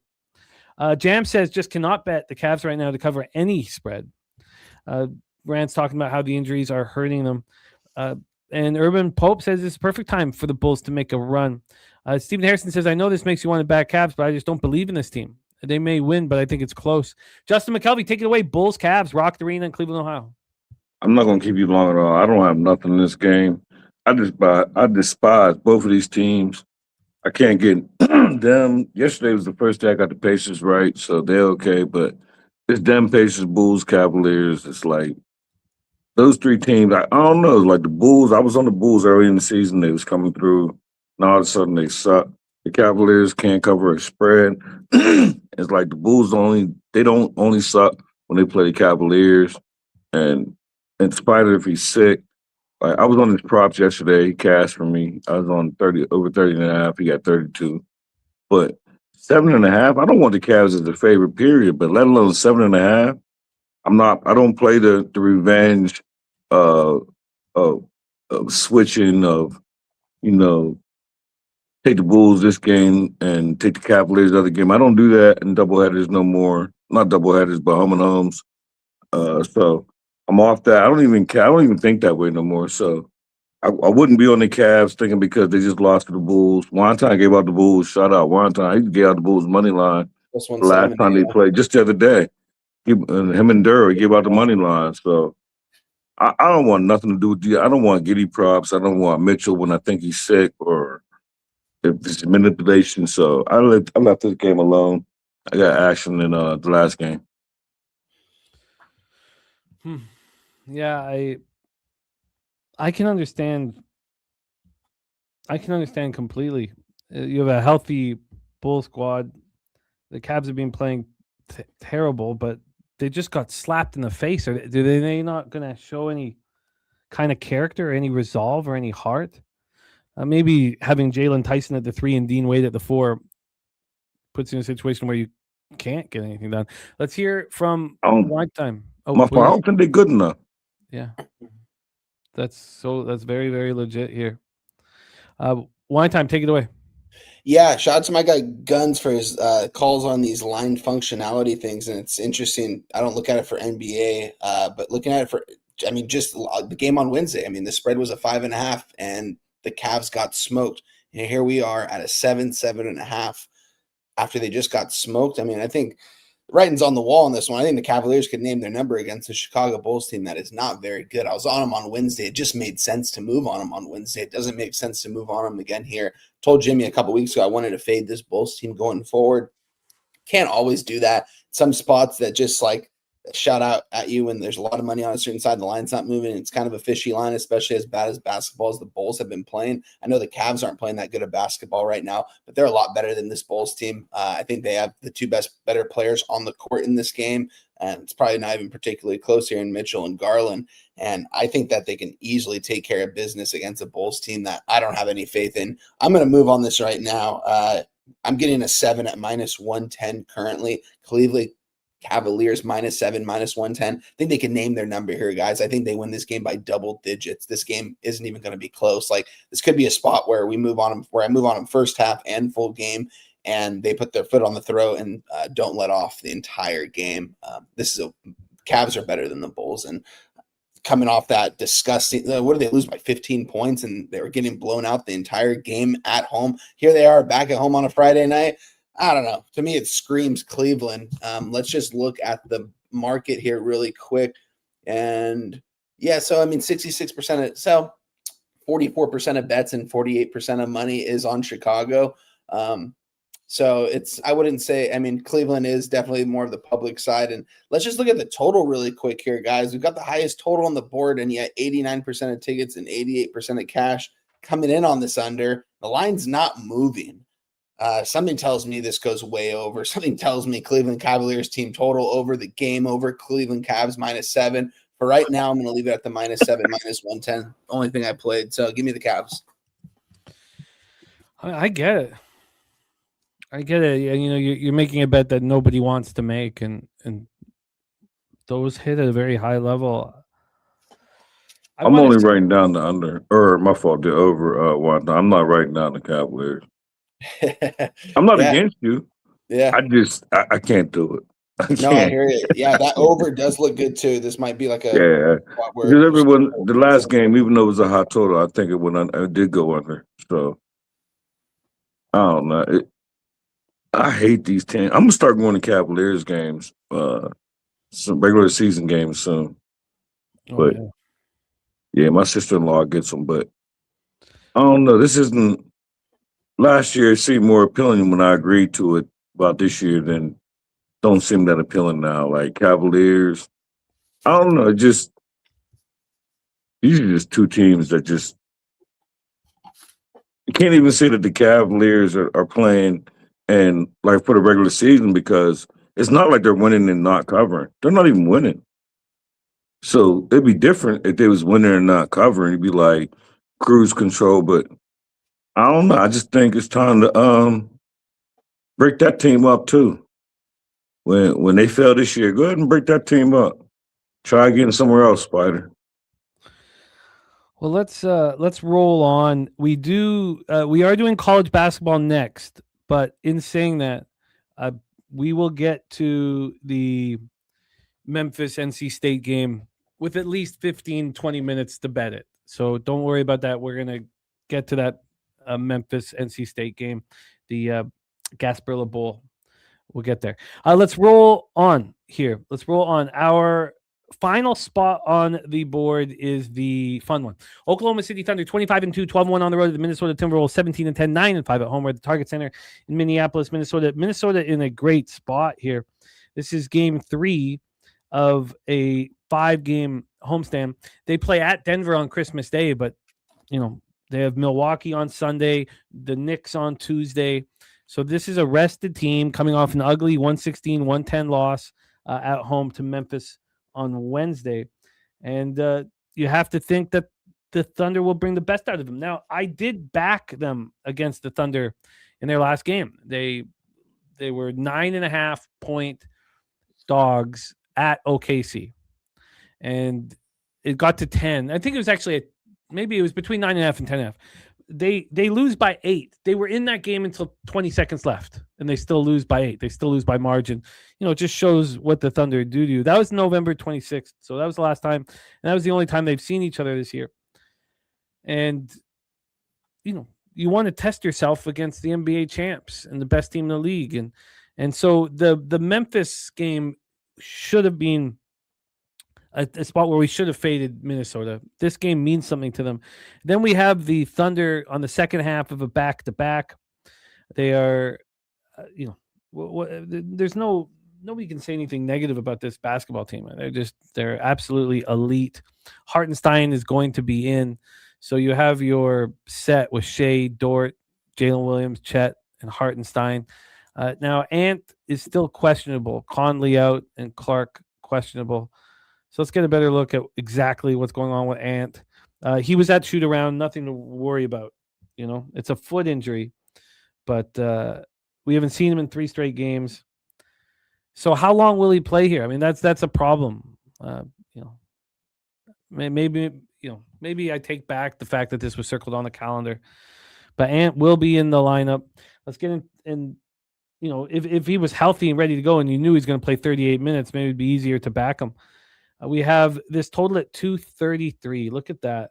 So we are at 7 points. Opened up at 226, got up to 227.5. This dropped to 225. Can you believe at 3:10 a.m. this is a 225? Maybe they didn't think Ant was going to be in line. Now we have a 233. Oh, God. You know what I have to do then. I have to bet the under. We have Minnesota +7 at -115. They opened up at 7.5, got up to 8.5. And now they're at 7. I guess, Ant coming out of the off the shoot around. So here we go. Cash flow wise as well. We have 53% of tickets, 59% of cash on Minnesota, and 62% of tickets on the under, and 56% of cash on the over. So let's roll here. Our last spot on the board in NBA wine time. Thunder, Timberwolves, take it away. Yeah, this is going to be a good game here, right here, guys. I mean, this is probably game of the night. 2 of the better teams in the Western Conference. It's crazy to see the record 25-2, guys. It's such a competitive league. It's absolutely insane how good the Oklahoma City Thunder are. It's a game I want nothing to do with. This is the game I'm not going to touch today here, guys. Just looking back over it right here.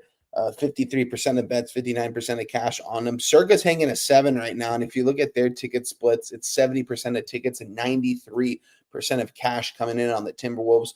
So a lot of the money is coming in on the Timberwolves, and they are adjusting the line because this opened up at a 7, 7.5. Some places got up to an 8, 8.5, and now we're down to a 7. Something tells me Timberwolves can probably stay within 1 or 2 possessions in this game. I just can't really fade Oklahoma City at this point. Until they prove me that they're gonna not be competitive in every single one of their games. It definitely seems like they want to have the record for most wins in a season, and who knows, they might get there. And it's crazy. They had some injuries in the beginning of the season. They just keep winning ball games. SGA is establishing himself as probably one of the best players, if not the best player in basketball right now. So he's playing some high level basketball. I'm off this game. It would be Timberwolves or pass. I can't fade OKC here. I'm not going to do it. Well, we have action coming in, and we have news about the Knicks. The Trill OG play of the day is OKC first half -4. The Trill OG play of the day is the Thunder first half -4. From down south, where we ride on clouds. From down South, where we ride on down. Trill OG and not alone here. Everybody backing OKC. We do have the news about the Knicks spot. Hart is now probable, and we have. Really, I'm not. Let me see if we can find it over here. Wow, they're saying that it's moved to a 7. Yeah, I'm seeing 7s right now. So That's what I'm getting. I'm not getting a 7.5 at any book right now. So it's only 7s. With the Knicks? Oh, I heard with the Knicks. Oh, I'm sorry. I thought you were talking about this. I apologize. Circa has New York -7 currently. What? Damn. I don't see that. Let me see. I've got I'm to. saying, but it did that yesterday, though. No, I got 3.5s. I got 3.5s. Maybe it just didn't move yet.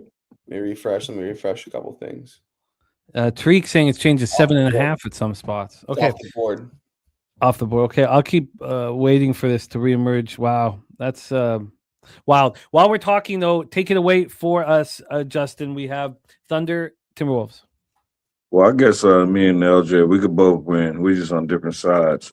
And I'll take the best number I could get. Before the show, I told myself I wouldn't.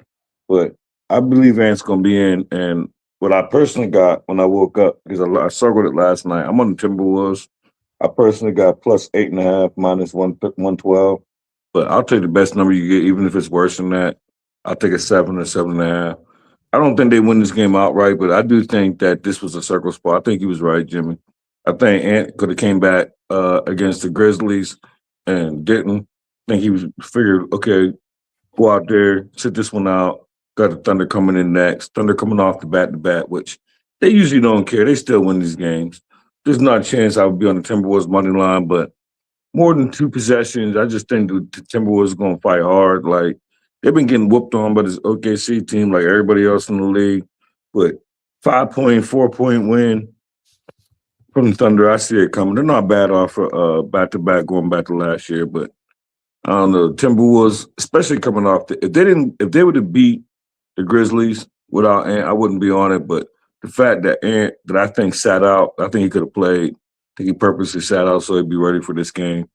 Come off the loss of the Grizzlies, coming off a back-to-back for the Thunder. Go ahead and play a 1-possession game. Give me Timberwolves, best number you get. Plus 7.5 at minus 108 for Justin. So the Cappers in the chat are saying that Embiid is out. Oh, wow. So that will be why. But Jerry Davis says he thinks that means Max is out. No, it might, but wow. So we're going to be getting more information here. If he's out, you got to hammer that Sixers team total I gave out. That was the only thing. That was the only way I lose that. It was Embiid being in. We're going to speed the process up without him out. I hope he is out. Wow. Wild moves here. All right, let's review action. So Wine Time moved on the Heat plus 7, just on the under 232 in Miami Heat, Boston Celtics. And I want to sit with that longer. And Ron Lofton saying, yeah, it's NBA, man. I'm going to be interested in the Heat if this line just doesn't move a cent and more money keeps piling in on the Celtics. Then we have the Sixers Knicks issues, and again, this can drive you to not want to bet the NBA. I get it, and it's just that's why it takes so long to cap the NBA these days. Just on the Sixers team total over 112.5, Cat over 35.5 PRA, and Wine Time on the Sixers money line. Wine Time on the Hawks money line, and so is Justin. Justin's also on the team total over 119.5. I'm with you guys here in the situation in the Sixers game. I'd like this market to sit there at 8.5, and if it does, I think the Sixers are the play. I mean, you said 8.5 now? That's what we're hearing. Well, I thought you just said 7.5. I didn't see any 8.5. Spooner said that he saw some 8.5s here, and I don't see any at this point. I have a 6.5 at 365. I see some 7s. So we should. Doug Wise seeing a 6. So it's moving. There's a lot of movement here. Yeah, I'm gonna check that as soon as I get out. As soon as we do callers, I'm gonna check that. And then then the Hawks still interest me. Wine time on the Cavs -7 to -110, and just hearing the disdain for that pick, wine time really makes me very interested in joining you. Just the disgust the chat had. If that's going to be the public perception of the Cavaliers right now, and that line does not move. So I need to sit with this market. I need to sit with this market here, all these markets. But that was about as disgusted as our group has been with one of your bets ever in like, just like comment after comment. I wish you would have been in the chat, Jim, on the tailgate a couple weeks ago, and it was Duke, Virginia, and the ACC title. When I said Duke, like, it was crazy how many people in the comments were like, "There's no way Duke wins this game. No way Duke." That's when you know. That's when you know. I joined him on Duke. I texted you right after that, and I was like, "This is crazy. Like, I've never had any people like say like you're wrong so much in this game." Well, you were talking about line functionality. You know what I think we should do, guys, together here before we get into college basketball is I think we should cap NC State football. Yeah, it's coming up in 45 minutes. I don't want to rush. I don't want to rush any of this stuff. You're seeing right now why the NBA takes so long. Like we're all seeing it here. But you're talking about the line functionality. How did anybody think that line made any sense in the Duke Virginia game? I mean, it's again like what Justin talks about too, and we both talk about. But like, do you think these books are just fucking idiots, just sitting here like not understanding the situation? No, they want to play you for the fool. They're trying actively to beat you. They don't want 50-50 cash. But there was some real disdain for your look there. Like, why they want? Never mind. I'm not even gonna get myself in trouble. Why would they want 50-50? Yeah, I've had so many arguments about that. And anyway, my fault. Go ahead. No, I don't want to do it again.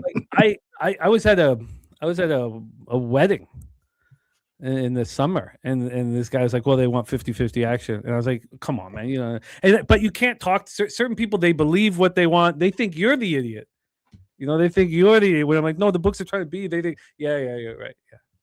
And this is like, a 60-year-old man who's like, no, but people are pretty.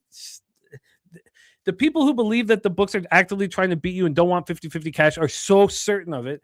And the people who think that the books want 50-50 cash and just want the VIG to beat you are so certain of it. It's tricky. It's tricky. So then we have the Timberwolves plus 7.5 -108. And honestly, I would rather have the Timberwolves in Oklahoma City. Because then I feel like the Timberwolves are coming in with something to prove. The Thunder on the road at 25-2 still have something to prove. They're going for this record. They're on the road. They're the bad man. So I'm going to sit with it longer because, as I said, I was on the Timberwolves last time these two teams met, and this time I'm a little uncomfortable. So let's get into college football. Let's get into college football here, just the first game, and then we're going to get into the college basketball games, and then Wine Time and I will close up the rest of the college football games. So, Jose, we're going to change the order. Thank you. Beautiful. And thank you for rocking with us here. Okay, so let's go. We are 45 minutes away from the Union Home Mortgage Gasparilla Bowl. Memphis Tigers 8-4 at the NC State Wolfpack 7-5.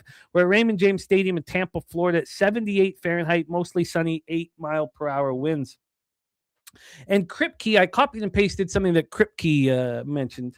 Kripke said the AAC, the American Athletic Conference, has significantly outperformed the ACC in the last 2 years, 6-2. This is more support for Memphis because if you look at the wins and losses of the last few games of each team's regular season, you would say, well, Memphis is playing bad football. They're scuffling. Look, NC State's won their last two games. But who did they beat here? Florida State and North Carolina at home. Come on. I mean, and with the Tigers run their rushing attack, the fact that they are, didn't win in November, I think that is something for us here. I think that is something for us that's very appealing. Now we know Silverfield's left to coach Arkansas. So it's Reggie Howard, an interim coach before Charles Huff takes over from Southern Miss. So there's some issues there. There's some concern there. And of course, the one thing that NC State has is, they have their coach. They have they have some stability and consistency. If you're going to talk about why you like them. But look, I mean, do we remember what Wolfpack did last year in the Military Bowl? Do we want to talk about what the Wolfpack have done in their last 5 bowl games? I mean, they've lost them all. So this is an interesting spot here. Let's get in the line history and then hand it over to our guys for this one. Line history-wise and cash flow. So first off, cash flow, we have 53% of the tickets and 62% of the cash on Memphis. 53 and 62 on Memphis. 70% of tickets on the over and 82% of cash on the over. You've heard a lot of love for the over. So there's all this money on Memphis, and not all this money, but legit money. And now we've seen this line move towards Memphis. Now, the funny thing about this line was that at Thursday, it got down to a flat 3, 110 each way from 6. This opened up, 11 days ago at 6, and it lasted there for 4 days before it started moving towards the Memphis Tigers here. You can still get a 3, 3.5, or 4. You might have to pay for the 4s. I would like just to see exactly what this line. I mean, I guess that was enough. I guess I could just look at the legal books and go from there. I'll pull up the offshores as well. So let's roll here. Wine Time Sports, Union Home Mortgage, Gasparilla Bowl in Tampa, Florida. Take it away. Yeah, it's going to be a fun game here. Kicking off in 45 minutes. Both quarterbacks are going to be active for this one. You got CJ Bailey, the 6'6", 220-pound quarterback that's been playing he's got some good numbers this season coming in here as a true sophomore. 23 touchdowns to 9 interceptions, a 70% completion rate, throwing for nearly 3,000 yards, 215 on the ground with 5 rushing touchdowns. This kid can make every throw on the field you ask him to. It's going to be interesting to see what this kid does after this season, if he's going to stick around at NC State or if he's going to enter the transfer portal, because he's got such an NFL. Like, who doesn't want a 6'6" quarterback? I mean, this kid's got all the tools as well. Then you look on the other side, Memphis. A lot of people were saying this was going to be the team, the G6 team that gets in the college football playoff because they had the win against Arkansas, an SEC team, and it looked like things were going their way. Not that way anymore. Finished the season 8-4. They've got Brandon Lewis, who's going to be playing in this one. I believe this is his last collegiate game he's ever going to play in. He's a 5th-year senior, coming over from Nevada and Colorado. Has been pretty good this season as well. Memphis got a good run attack in Sutton Smith and Greg DeRosier Jr. Greg DeRosier has been playing some big-time football this year. I'm surprised he hasn't been getting used as much this year. But a lot of these guys' last games they're ever going to play here. I didn't move on a side in this one. I want to. I just don't know what to move on here. Looking at the market here, because I think these teams match up pretty well here.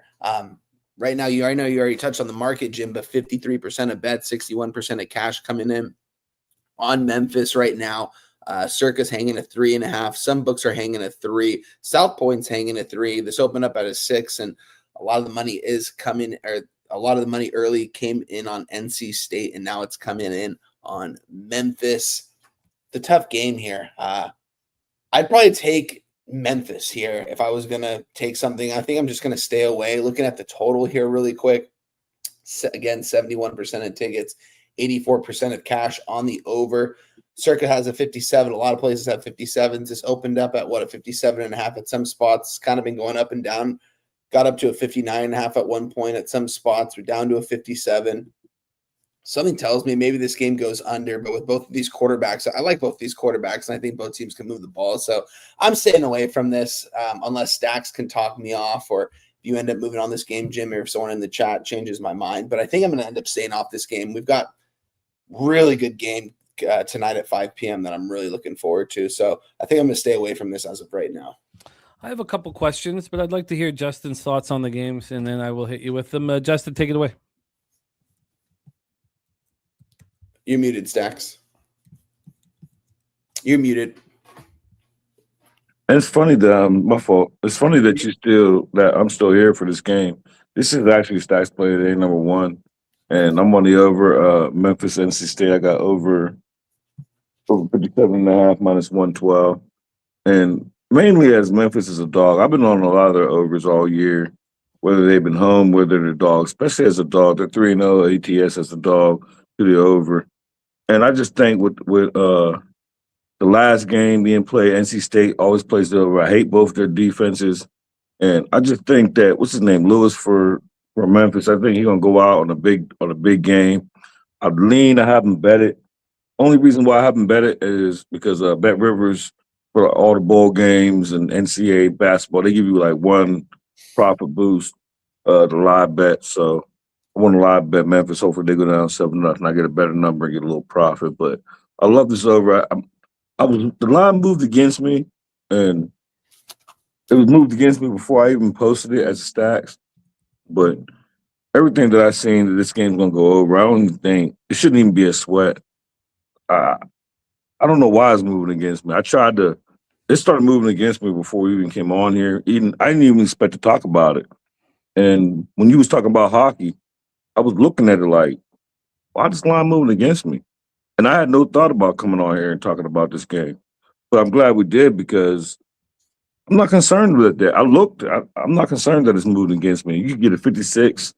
Or before I came on, you get a 56.5. I got 57.5. So I like it. I think Memphis is going to win this game. I think there's going to be a lot of points scored.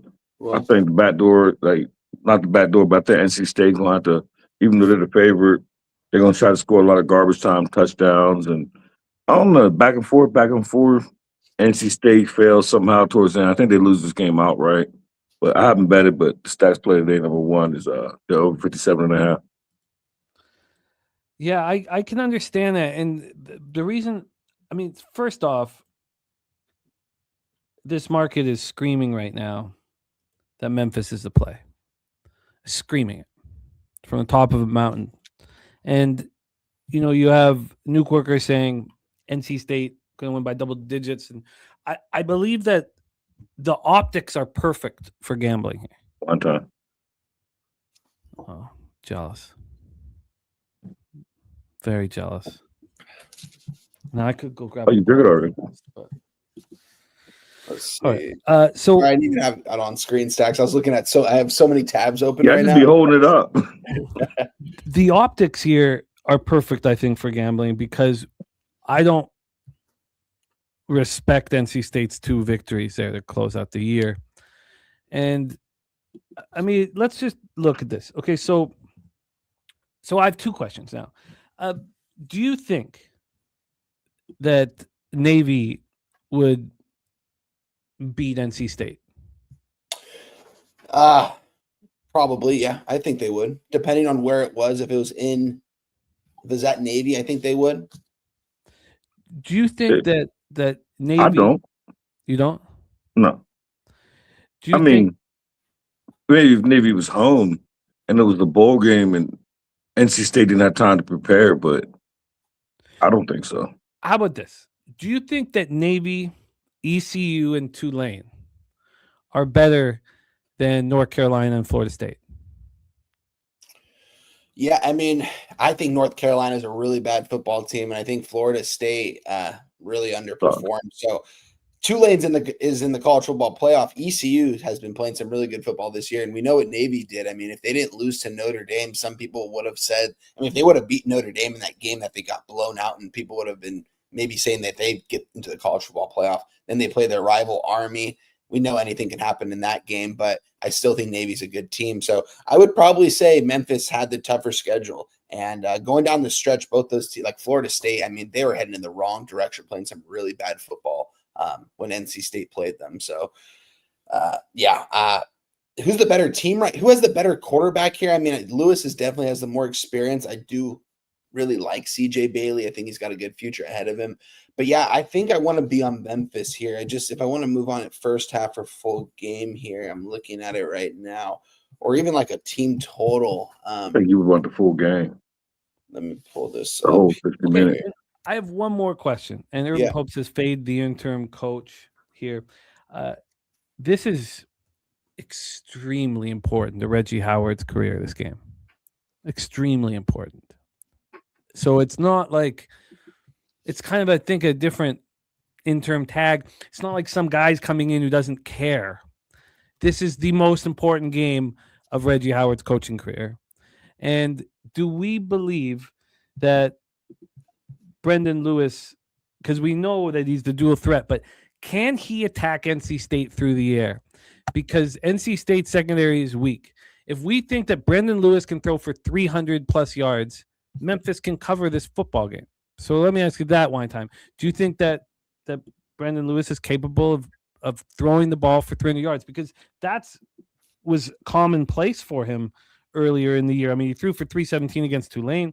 He threw for 307 against USF. I mean, those numbers dropped dramatically against ECU and Navy to close out the year. So do you think that he can attack this weak secondary for NC State? I definitely think he can, and especially it's his last game. He's going out, the head coach. Where did this head coach go off, take a job to? Arkansas, I think it was. So, yeah, I think this game means a lot more to him. It's his last game he's ever going to be playing football at the collegiate level. I think he can attack this NC State secondary. I think that this game is going to probably go over. At this point right now, I think I want to be on the first half. And I think I either want to be on the +2.5 -105 or be on the team total over 13.5. I'm trying to find that juice available right now. I can't get a 4 anymore anywhere. I have to pay for the 3.5 now. Me too. I mean, it's a 3 right now, I believe. Let me double check right now. Yeah, I'm seeing 3 at +100, I think it was. Let me look at this first half team total here really quick. This can come on 230.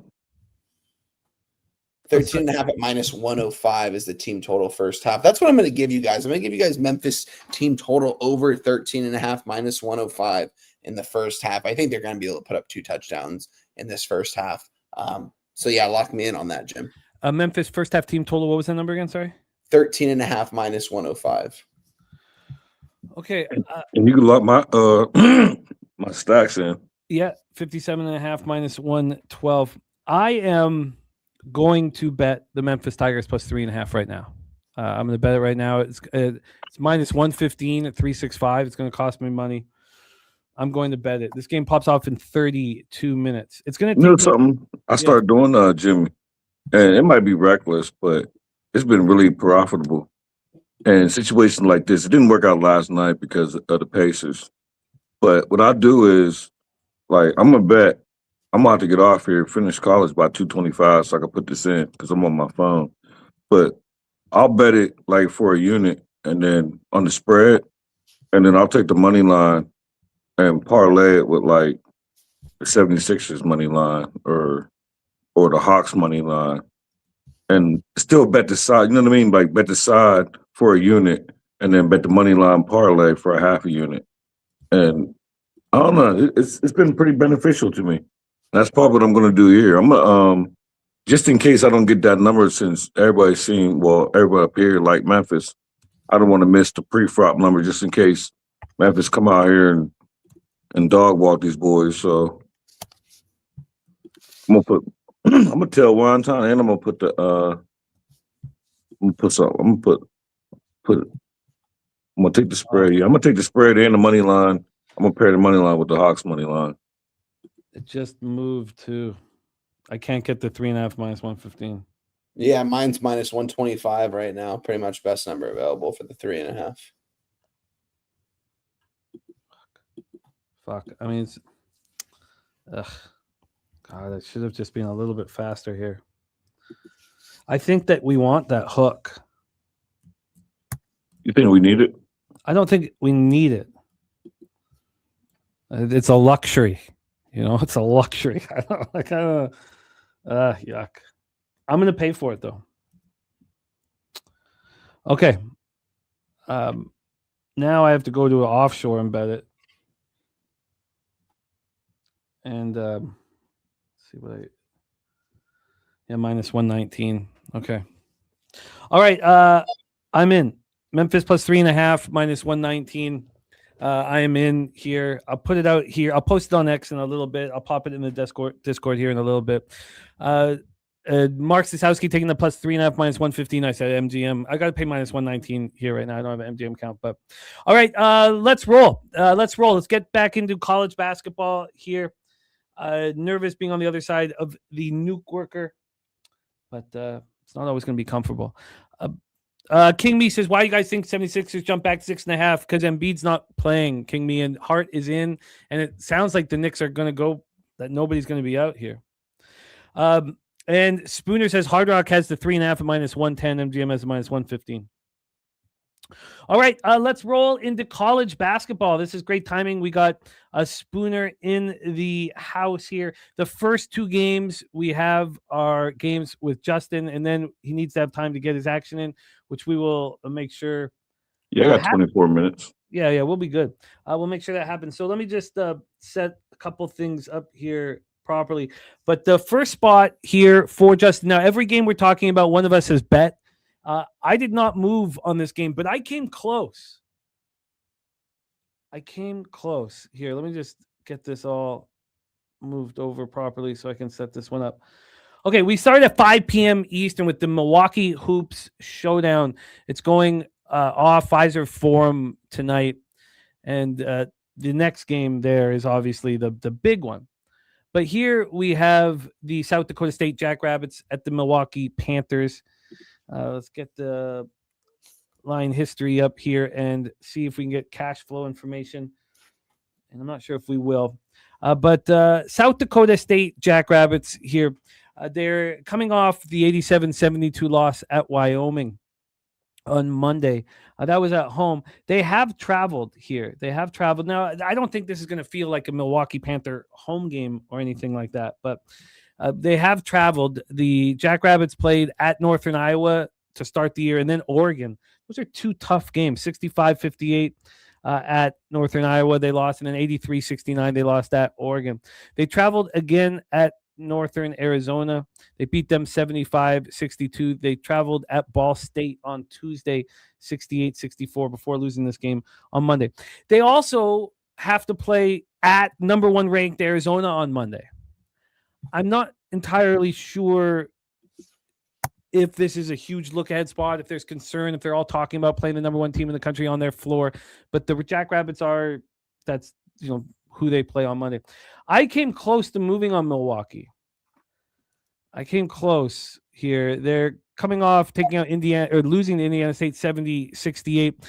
They just had beaten Robert Morris at home 74-72. They played in close games here. These last two games, they've also played tough teams and lost. They played at Indiana. They played at Texas Tech. They played tough spots. They played at Akron. Now they should have handled that better than losing by 24 points. And they're at Cleveland State on Sunday. Let's set up the line history and hear how Justin is attacking the spot here. Sorry, let me move over here and see if we can get the cash flow up as well. So line history-wise, I'm very interested if this is moved. It hasn't. It's just sitting there at that opening line. It opened up at +1 and -1 for South Dakota. South Dakota State, it became a pick-em yesterday at 5 p.m. At 9 in the morning, there was a move to South Dakota State. They're 1.5-point favorites. And now it's -108 on the -1 for South Dakota State. Maybe we're better off looking at the money line here for the first game on Justin's card. Money line wise, Milwaukee opened up at +105. They're now -106. So 11 cents of movement there towards the Panthers. From a total perspective, we have a 149.5. This opened up at 152, got up to 154, and then dropped to 149.5. So a big drop there. And then if we can get the cash flow information here, let's find out. And yeah, it's available now. Yeah, 59% of the tickets, 70% of the cash on Milwaukee. Circa has this as a pick'em. They've got 87% of the tickets and 80% of the cash on Milwaukee. They did move this to 1.5 at 6:30 in the morning towards South Dakota. And even then they had 80% of the tickets and 81% of the cash. I think it comes down to this. There's certain spots where I'm like, what do I really know about the Jackrabbits and the Panthers here? Because the market's not leading me to a spot. The situation, unless I want to talk about, the Jackrabbits got Arizona on deck, they're going to be worrying about that. This is why it didn't make my card basically. Let's hear from our guy Justin. Take it away. Jackrabbits, Panthers, Pfizer 4. Yeah, I didn't post this, so I'll take the best number I could get. I paid the juice. The number is what really opened my eyes too when I was scanning and start capping this yesterday and then bet it today. So I got Milwaukee plus 1.5 minus 124, and it's just the money line and the spread and the price for minus 124 plus 1.5 didn't add up to me. So then when I started digging, I seen that South Dakota just got blown out, but Milwaukee, they played Indiana State. And Indiana State, they was winning the whole game. They was winning a half by like 4 or 3. I want to say 3. It might have been 2. But Milwaukee was winning a half against Indiana State the previous game. I felt like the way that they lost that game in the last like 3 minutes. I've been on Milwaukee a lot on this year, only because of their I guess you want to say conference. They're in the same conference as Robert Morris, and I go to Robert Morris games a lot because they're close. So no, I'm not a Robert Morris fan, but they're close. I enjoy these games like Youngstown and Oakland and teams like that. But I think this is the wrong team was favored at the time that I bet it. And even though it's not on campus for Milwaukee, it's in Milwaukee. I think this game is at the Bucks Arena. So they're not going to have home court, but they're going to have a crowd. Like, Milwaukee crowd going to be there. South Dakota, I don't think they're as good as their record. I think this is a Milwaukee spot, wrong team favorite. I got Milwaukee plus 1.5, whatever best number you could get me. I can still get it.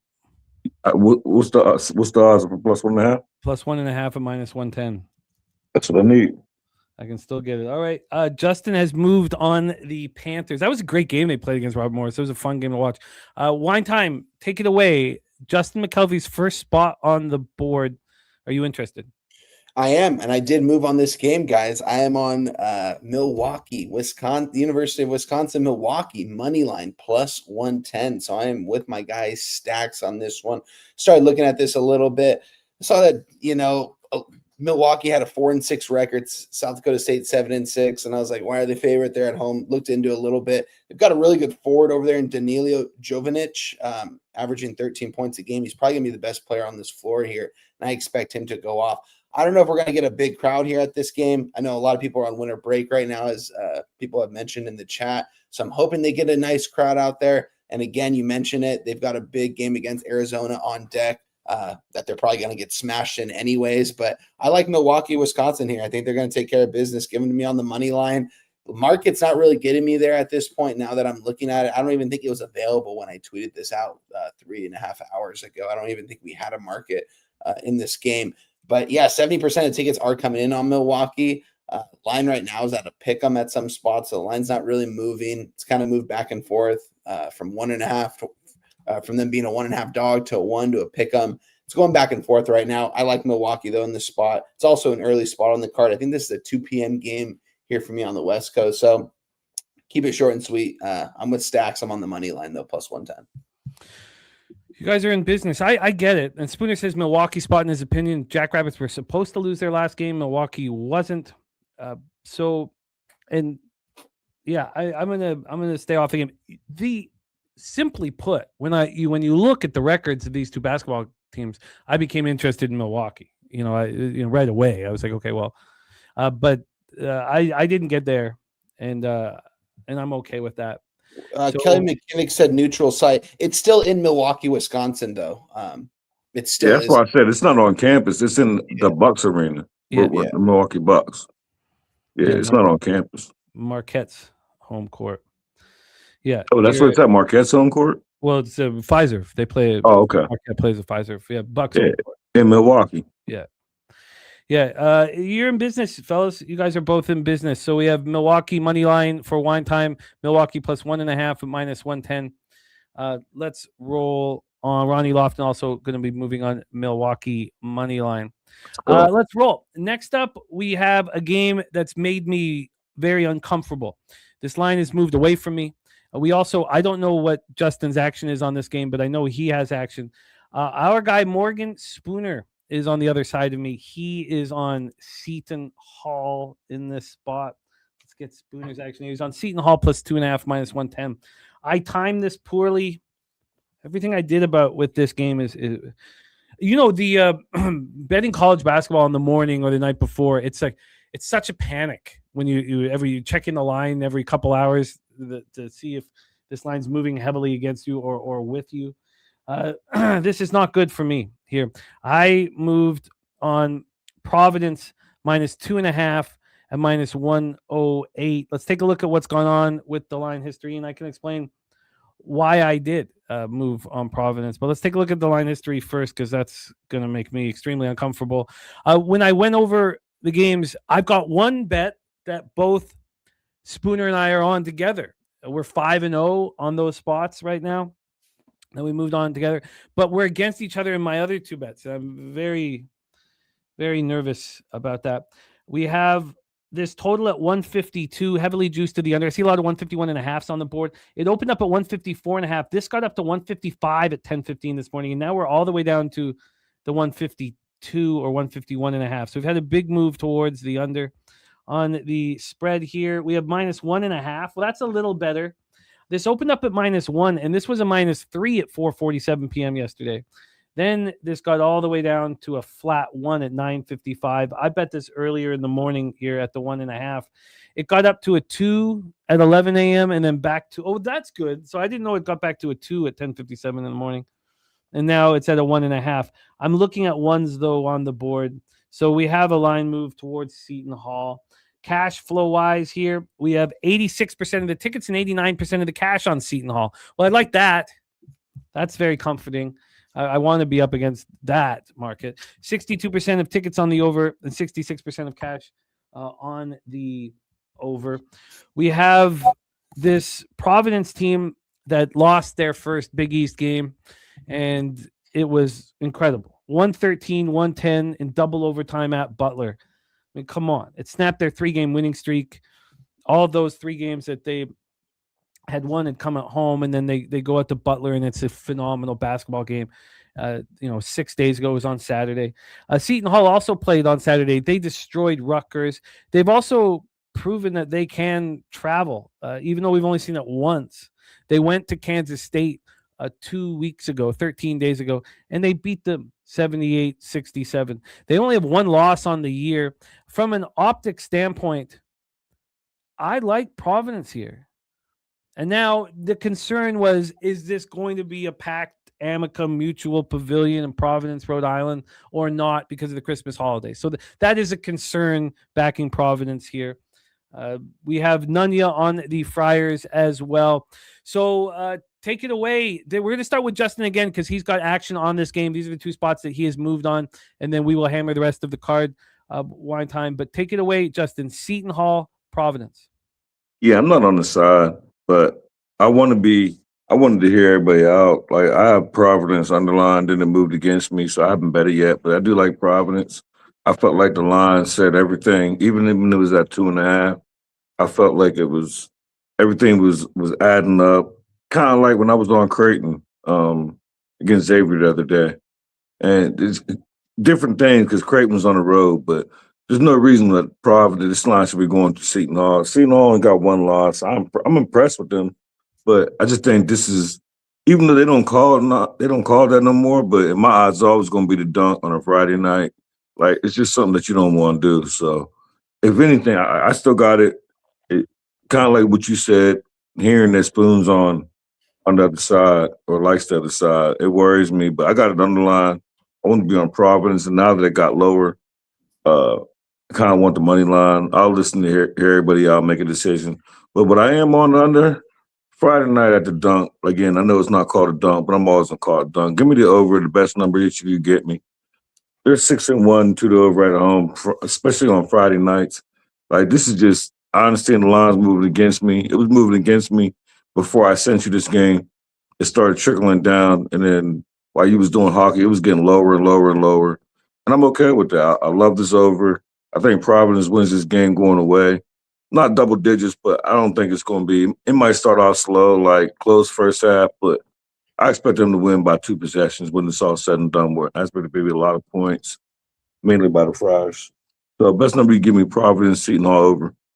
I will line shop. Let's hear what Wine Time thinks about this spot. This is the game I sent you last night, Jim. Yeah, I'm on Providence, and I almost moved yesterday because I thought I was going to lose the 2.5. I thought this was going to get up to a 3.5. No, sure enough, I woke up this morning to it moving down to a 1.5, got down to a 1. I moved on the -1, -110 when I tweeted out my action this morning about 3.5, 4 hours ago. You can still find a very similar number. I'm getting -1.5s at -105. So you can probably find some -1s at -115, -120. You could probably even find the same number at certain books right now. I like Providence in this spot. I think Jalen Sellers is going to have himself a game down low. Spoons touch on it, the defensive guard play from Seton Hall.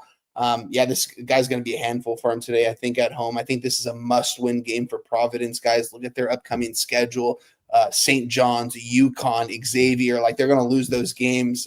They're not going to beat St. John's or UConn. I can guarantee you that. This is a must-win game, I think, for Providence at home on a Friday. I don't care if this place is packed or not. I think they're going to get the job done. I don't like that it went down to a 1.5, 1. When I saw that it was at a 1, I started taking some steps back. I was like, is this the right play? Ended up moving on it. Still like it. I just think, I don't know if they're the better team here. I mean, Seton Hall, look at them down the stretch. They've been playing some really good basketball here. I think this is a buy low spot for them here and a buy high spot for Providence. So give me Providence here. I think they win this game at home on a Friday night. Jalen Sellers probably going to go off for 20, 25 tonight. His point props at like 15.5. Might take a little something on that because I do think he's going to have himself a night at home here. Must-win game, as I mentioned. So I love Providence here, Jim. Providence, and you got -1, -110? Yes, sir. Oh, you're very lucky. Well, fortunate. Not lucky. You timed it right. I timed it so poorly. Ain't Providence coming off a loss? Yeah, that They are Didn't they lose to against Butler in overtime? overtime, like 103 to 99. Yeah. Yeah, because I was on Butler. Butler was stacks that day, and they was giving up 4.5. They ain't covered. It went to overtime. Yeah, I'm gonna be on Providence. If Providence loses this game, this is going to be a team that's going to fall really behind going forward because they've got a tough schedule coming up. I ain't making it official. I'm gonna take a little money line parlay and pair it with some type of NBA plus money spot. But I think I'm going on Providence. But my over, best number you give me, I love this over, even though it's moving against me. we got you a flat 151. I like it. Oh yeah, it's a good number. Over 151 -110. Ain't that like rum or some shit? Yeah, it is, isn't it? Man, that's making me 151 rum. I don't drink clear liquor, but I think that's 151 rum. No, I do. I get you. And who needs clear liquor? We need to get that fucking. Yeah, I can. What was the vig on that? -110. Okay. -110. So you are in business here. Also, Jim Dewiger joining you. It says he's on the Memphis over 56.5 with stacks. So he's rolling with you on that NCAA bowl game, the Gasparilla Bowl over. Justin, thank you for rocking with us, man. I'm going to pop your X handle here in the chat. We'll review all of the action that Justin gave out here at the end of the show. But shout out to our guy, Justin McKelvey, delivering the goods. Wow. Okay, you can get over 150 at Caesars. Thank you, Coin. Okay, the best line, the best over available. You know, I should have looked at those. I always just go right to the offshores thinking that we'll get the best number. But here, yes, the over 150 flat at Caesars available right now. Great call. Over 150 at -110, Justin. Oh, for Providence? Yeah. No, yeah. No, sorry. For the over 150 -110 for Seton Hall Providence. Okay. Respect. I popped Justin's X handle here in the chat. Hit that link. Support our guy, Stacks. Stacks, my man. Any last words for the Capper Sport in the show? No, one time, one for the road. Okay, wait. I got nothing in here. Shout out to you He guys. said, hold on. One time, Jimmy got one for I us. gotta come in. Just a sec. I'll be right back. Very good. Yeah, I'm excited for this game right here. And the good thing about this is I feel bad for anybody who don't because it's 2:00. Well, it's 2:20 now. My day's over when once I hit this end button, so I can do shots on the show. It don't matter. But like for those of y'all who are married and got responsibilities, nah. So I can sit here and have 5 shots and Your then get off here. responsibility is your action, my friend, and we got plenty of it tonight. So Absolutely. And I'm gonna watch this Bama game. I can't wait for this Bama game. I can't wait to this Bama game. I would like to say something.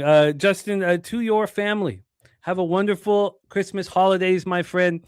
Love the way you are leading your family. I know there's been some tough times in the fam over the last couple of years, and you've taken on more responsibilities, and you've led by example, and you inspire all of us. We have our guy Wine Time about to be a father himself, and you lead by example in the community. So, Merry Christmas, my friend. Merry Christmas.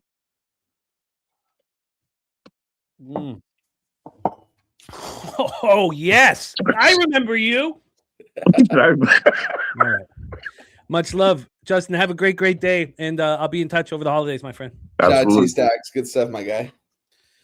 All right. Lit the fire. That's what it did, Wine Time. It lit the fire. All right, let's roll.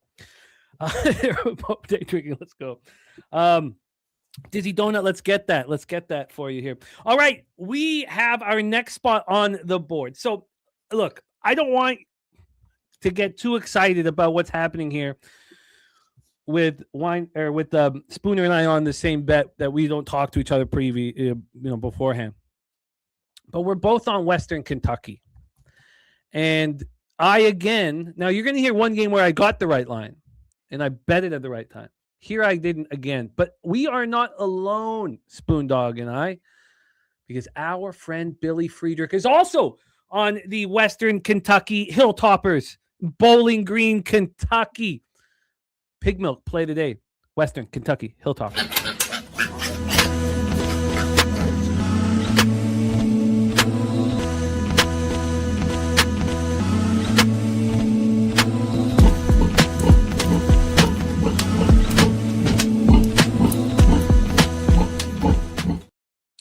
Let's roll here. Speaking of rolling, look, Tulsa is rolling. 10-1 this year, playing very good basketball. I could imagine that anybody looking at these two sides would immediately gravitate towards the Golden Hurricane. And I can't say they haven't traveled, because they have. They went to Oral Roberts, beat them by a point. They went to Kansas State and lost by a point. But what I can say is they have not traveled in over a month. Now, they have, I guess travel isn't the right word, because they played the neutral site games. They played a few of them. They beat San Jose State, and they beat Northern Iowa in the Acrisure Holiday Invitational down in Palm Springs. That's not traveling. And maybe you could say, well, playing Western Kentucky here on Friday before Christmas is also not traveling, because it won't be a packed arena. The Tulsa is coming off playing New Mexico State. They took care of business 83-70. And, that was in Frisco, Texas. That was another spot where it was not there's a neutral site game. So traveling is obviously not the right word. But they haven't played a real road game since November 17th. And the Western Kentucky Hilltoppers here are playing good basketball. It's not to the extent of what we see Tulsa. So again, people would gravitate towards Tulsa. Their last game was against a Div 3 college, Campbellsville. So I don't like that at all. Their last game that meant something was at Marshall, and they lost by 16. They haven't been great at home, but they have played in some decent games. They lost 97-91 to South Florida. They lost to Vanderbilt by 5 points. That was all the battle for Atlantis. So they played some really good basketball teams in the battle for Atlantis. They lose to Vanderbilt. They lose to South Florida in overtime, and then they beat Wichita State. So I think that the Western Kentucky Hilltoppers can win this basketball game. And we know that looking at records and looking at what's happened previously, that people will want to bet Tulsa. This total is a 158. It is dropping. It opened up at 160.5. It got down to 156.5. It was a 4-point move, and then it climbed a 1.5 up to 158. And then on the spread here, we have Western Kentucky. Wow. Okay. Back to 2.5. Well, I feel much, much better about myself. Yeah. I moved on this at a poor time. I got the Hilltoppers at +2. And when I saw 3.5, I started sweating, which is what I do immediately when the line moves against me. I get the flop sweats. I feel much better back at 2.5. Nunya says Hilltopper money is calling my name. take it away for us here. And oh shit, Justin, my bad. The over 157.5 for Justin as well in this one. Over 157.5 minus 110. Sorry, I would have kept you on here. I know you needed to get your action in for the football game, but thank you for mentioning that, Justin. Over 157.5 minus 110. I'm on Western Kentucky +2. We have Spooner on them +3.5, but we have our guy Pig Milk, Billy Friedrich, on the money line. Take it away one time. I'm right there with you guys. This is one of the games I didn't move on. I wanted to move on it when we capped this out. And as I keep looking over this and going over it, yeah, we're seeing 2.5s pretty much now across the board. And I'm trying to find a 1.5 for a first half, but I personally can't get it. So I'm personally not going to give it out. I'm just going to give away the number I can get available. And that is the +1 at -105 here with Western Kentucky here in the first half. We're also going to double up in this game. We're going to take the money line, though, at +120, currently sitting right now, doubling up on this spot. I love that you and my guy Spoons are on this game and agree with it. I mean, if you look at it from a market standpoint as well, I mean, you got to love it. Looking at Tulsa, having a really good start to the season at 10-1. You look at these two teams' records and you think Tulsa's probably going to take care of business here. No, I like Western Kentucky here. Line's at a 2.5. I would love to see this get back to a 2 at some point, or get to a 2, I should say, at some point. Will make me feel even more better. What time does this game go off? 4:30 over here, Pacific Standard Time. Yeah, I'm doubling up here. I'm with you guys. I think Western Kentucky is clearly the spot here. I think this is a letdown spot for Tulsa, and Western Kentucky is going to play some good basketball. Again, I don't know their home court if it's going to be rocking and rolling over there, but I do think that these players are going to be up for this game. I think the line is very telling, and in this first half, just a +1. I think this first half, they're going to have the lead going into that second half. So love the first half look, love the full game look. I'm with you guys. Give me Western Kentucky on the money line and in the first half. Looking at this total, 80% of tickets, 93% of cash coming in on the under. Currently seeing right now, we've got pretty much 157s across the board, and this opened up at a 158, and it dropped all the way to a 160 at some point, and now it's up to a 157. That's interesting. I'm going to go ahead and stay away from the total in this one. Nothing to do. You guys aren't going to see me taking a lot of totals in college basketball just because I don't think I have a lot of good angles, and I haven't been, my ROI doesn't support it. So I should probably just cut out the totals as well in college basketball. So staying away from the total, but I'm with you. This is a double up spot for Western Kentucky. I think they're going to take care of business. Oh, I love to hear it. It was 91% of the cash on Tulsa. Oh, it's back to 91. Just moved back to, so went down to 89, back to 91. 66% of tickets, 91% of cash. Now, you could also look at that and say, well, there's only 66% of the tickets, so the big bets, the pros are betting Tulsa. And you know what? If the books are not going to care about it, I'm not going to either. And when it moved to 3.5, I was very concerned. The fact that it's back to 2.5, I think is wonderful. Now, Jerry Davis saying that the Tulsa's been balling, so this line is kind of like Providence because Seton Hall's been balling. And, again, we have the proof of concept with our records that you see on the screen. So you're going to see whether this is working or not working. And when Wine Time's talking about the totals here, I truly believe. Now, you can have a model that you believe in, and that's all well and good. I'm not going to believe in it. And I don't mean any disrespect. But I do not believe that your model is better than the books and the MIT students and what their model. So I think that if you're going to bet totals, it has to be the sport that you know the most. The sport that's intrinsic to you as a capper and as an athlete or what, however you got to this spot. So I don't college football, college basketball, NBA. I try so hard not to bet NBA totals. I do feel close to the sport, but I try so hard. The only sport that we're betting totals on is hockey and baseball and NFL football. I got a hammer totals. NFL football totals has been great for me this year. Incredible. But how close are we to that sport? Yeah. You talk about the sports that you're closest to, that you just feel the most, that you understand the most, that you just, so if that is the sport for you, then attack the total market. I think it's that simple.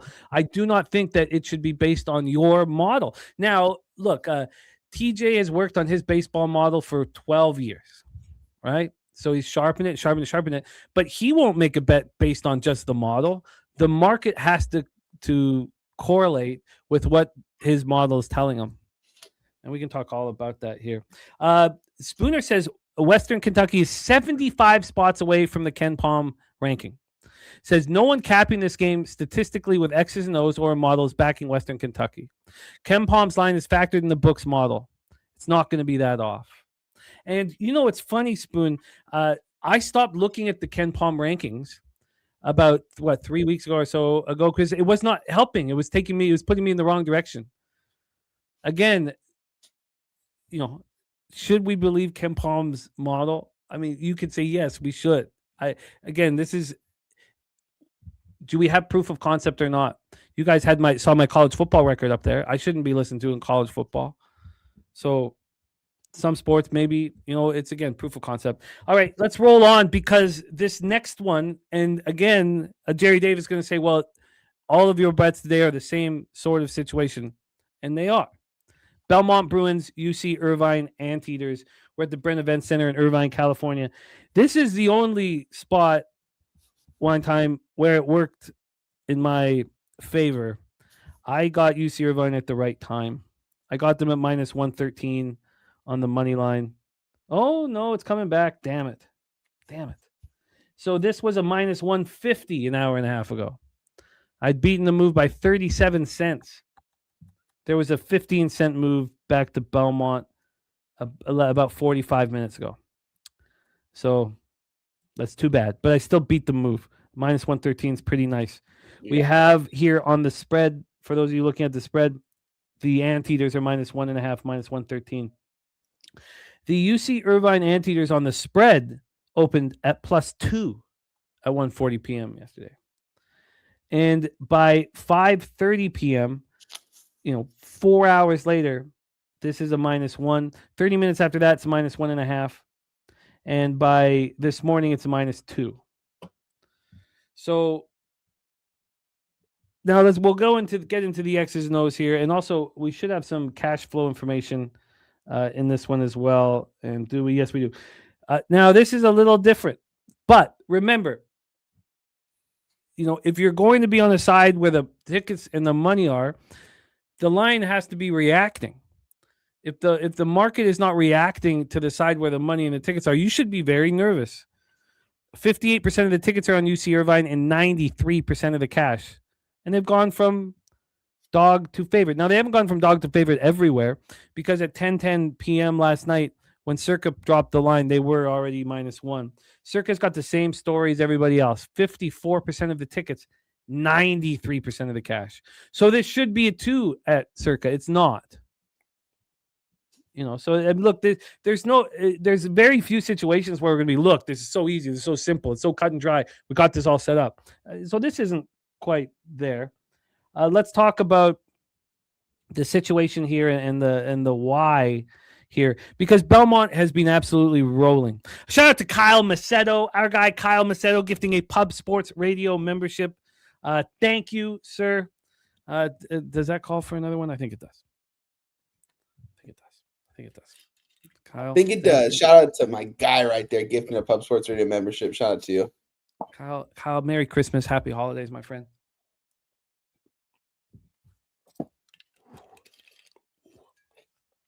Oh, yeah. Oh, yes. Kripke says, Memphis looking fresh.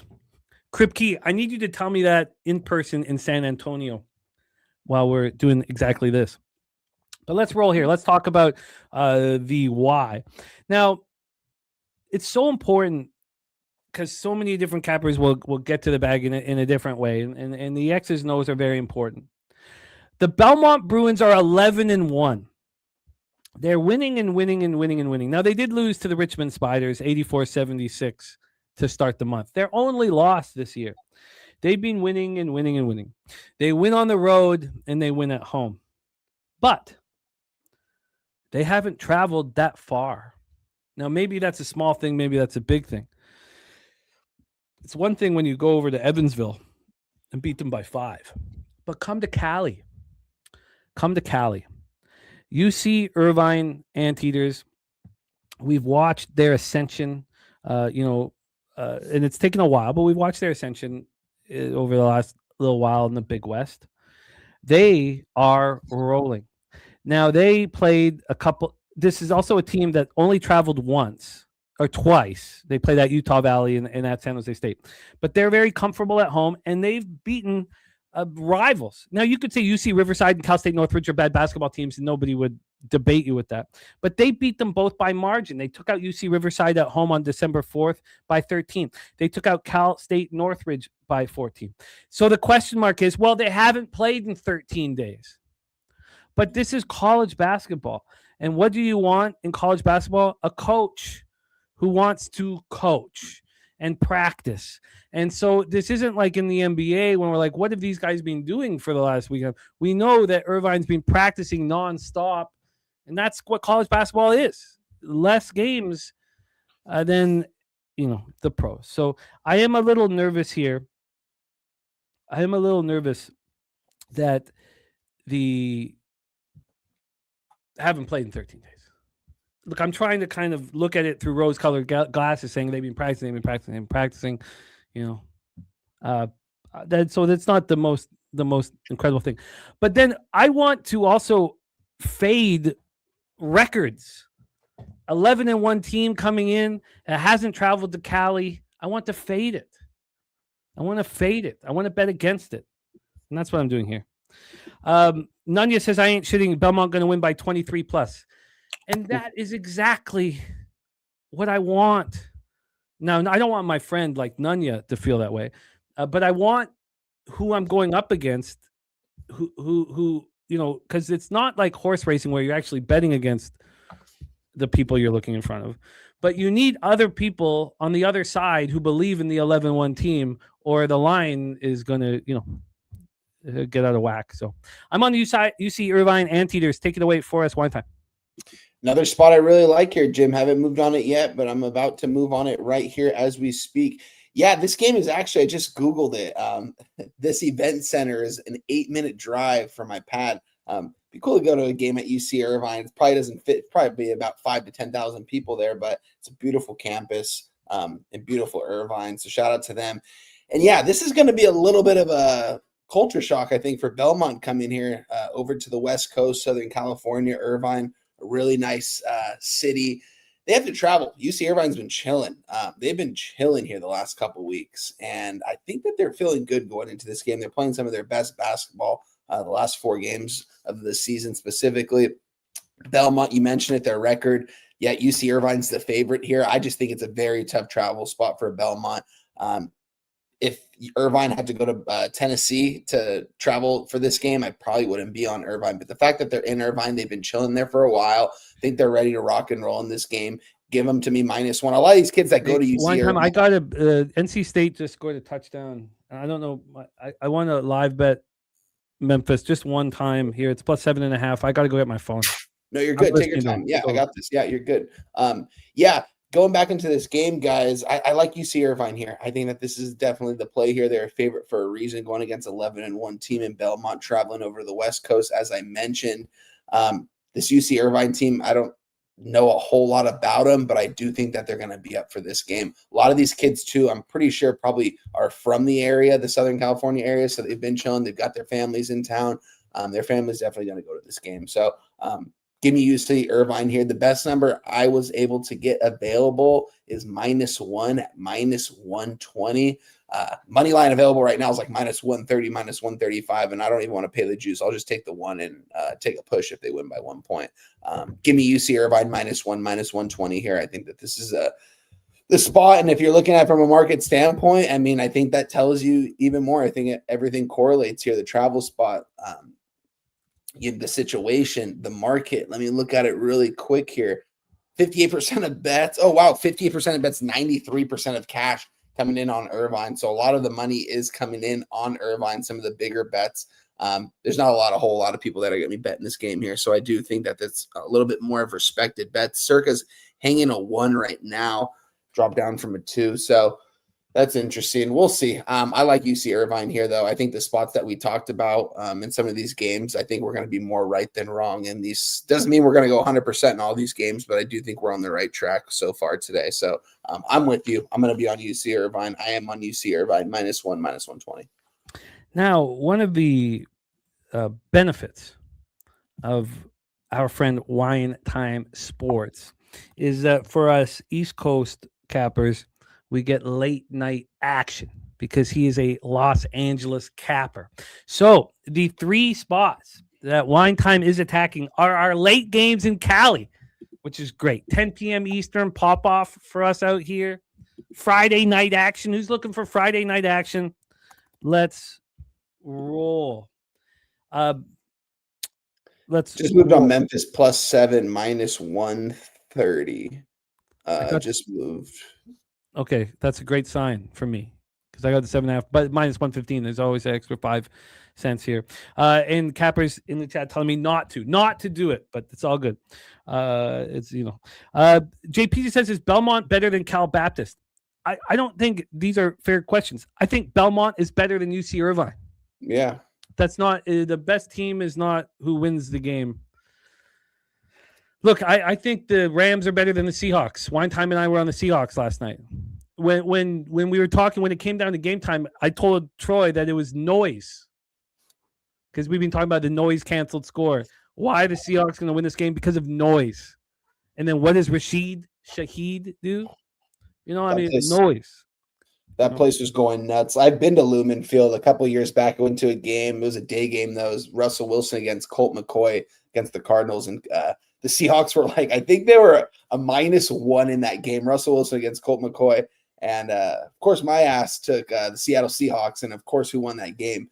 The Cardinals by 15 points. But that place it's unbelievable walking into that stadium, seeing all the fans. Everyone's wearing a jersey. Everyone's walking into the game. Everyone has a drink in their hand. It's magical out there. Seattle, not my favorite place because I'm not a big rain guy. But it definitely, that atmosphere was definitely insane. And Seattle is one of my favorite places. I'm from Vancouver, from the Pacific Northwest, so I don't care about the rain. But we've gone down and partied in Seattle, and it's magic, absolutely so much fun. And when I was saying noise, I was talking, about the noise canceled score. So noise being turnovers, pretend 2-point conversions. I know that we've got lots of work to do, and there's times when I'm capping with Justin and Wine Time where I want to sit here for 2 hours, and I know we got stuff to do and to move forward. But just before we get into the 3, we got college football still to go. We got to move. But shout out to Salty Pete. Salty Pete, our friend Salty Pete. I don't know if you guys remember because I left, my mom's in town. I had to cap for today's card. But very quickly here, if you guys remember what Salty Pete gave out, remember how everybody was keeping it so clean? Everybody was keeping it clean, which I respect. Salty Pete then comes on the show, and Salty Pete gives us defensive special teams touchdown at +265, 2-point conversion at +350, overtime at +850. That's incredible right there, man. Wow, that'll set the bankroll up for a couple extra weeks right there. That's insane right there. That's some big hits. Isn't that so fun? Us as a group of friends, because we all hit things so differently, and while we're all trying to be so clean, Salty Pete from Nova Scotia, Canada comes in and fucks around and gets paid, man. All right, let's roll. And also, Salty Pete is one of those guys. He just wants us to succeed so badly. He cares more about our action than his action. All right, let's. He's God. I just love this group. All right. Spurs said I don't think he's salty anymore. He actually said, I sent him a message late, while I was watching the game, and they're an hour ahead of us, right? They're 4 hours ahead of Wine Time. And he sent me the funniest message back. Rob Free says Belmont is the outright better team. I agree. Says Irvine beat Belmont last by 8. Belmont's a way better team than last year. Bring back a lot of players from last year. Factor in revenge. I like Belmont a lot. Rob Free. Nobody's going to disagree with that cap at all. And I've capped with you for a long time, and nothing you said is incorrect there. And you have when we're dealing with a pick'em type situation, you have as much of a chance as we do. And let's roll. We have our 3 wine time games to finish off the college basketball card before we get into the college football playoffs. 4 games college football, and then we put a bow on the proceedings. We start here at 10 p.m. Eastern, the Battle of San Diego at Lion Tree Arena in San Diego, California. The San Diego Toreros, 4-6, 0-2 on the road against the UC San Diego Tritons, 10-1, 3-0 at home. I'm really excited about these 3 spots that you're on Wine Time because I would like a little more action myself. The Toreros have not looked good this year. It's been a difficult season for them. They had lost 5 straight games before they beat Northern Arizona at home, 78-69. They have traveled twice. On November 30th, they went to Long Beach State. They lost 76-72. And then they went to San Jose State, and they got beaten badly, 86-69, losing by 17 points. And now they play UC San Diego. And after that, they jump on a plane and go play the Huskies. And it's not Brandon Roy's Huskies, Nate Robinson's Huskies anymore. But they're a pretty good basketball team. So they head north. They fly up north after this. The Tritons here, they've looked very good at home. We watched, or I guess not. I mean, I guess they haven't. What do we say? I guess they've only played 3 home games all year. So they haven't really been at home since playing Idaho in November 15th. So that's a very interesting way of looking at this. They took out Houston Christian on November 8th, 78-60. They beat Idaho 75-67. So basically, they've only played 2 home games all season long. They were in the Terry's Chocolate. Oh, God, it's just come on. But the ESPN Events Invitational. They won all 3 games there. That was in Kissimmee, Florida. This is a good basketball team, the Tritons. But again, we watched it with Georgia State, Georgia Southern last night. When you get a chance to take the dog in the first half in a rivalry game, it can be very advantageous. Let's take a look at the line history and hand it over to Wine Time here. The first of 3. The Tritons are sitting minus 13.5 and minus 104. They opened up at minus 14. The initial move took 12 hours and it went away from them a half point. Then this morning, it was a 1.5 point move towards them. This was minus 15. That was the high water mark. Came back down to 13.5. When you get to the total here for this one, the total, we have it at 155.5. This one opened up at 157. It climbed up to 158.5, and then it dropped 3 full points down to 155.5. And then when we get to the cash flow, will we get that information? We do. 62% of the tickets, 63% of the cash is on UC San Diego. Now, I'll pull up the Action Network to get some more information as we go through these late games. Jerry Davis says, Wine Time, tell me you are on the Toreros. Wine Time, tell us. What's your plan? Are you muted, my man? I am on the Toreros, my guy JD in the chat. Shout out to you, my guy.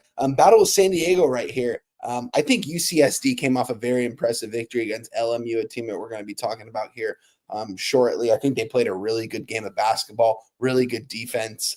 To me, on the other side, you got the Torrens coming in, crosstown rivalry right here. Their record, what are they sitting right now? 4-10, 4-6 against a 10-1 team.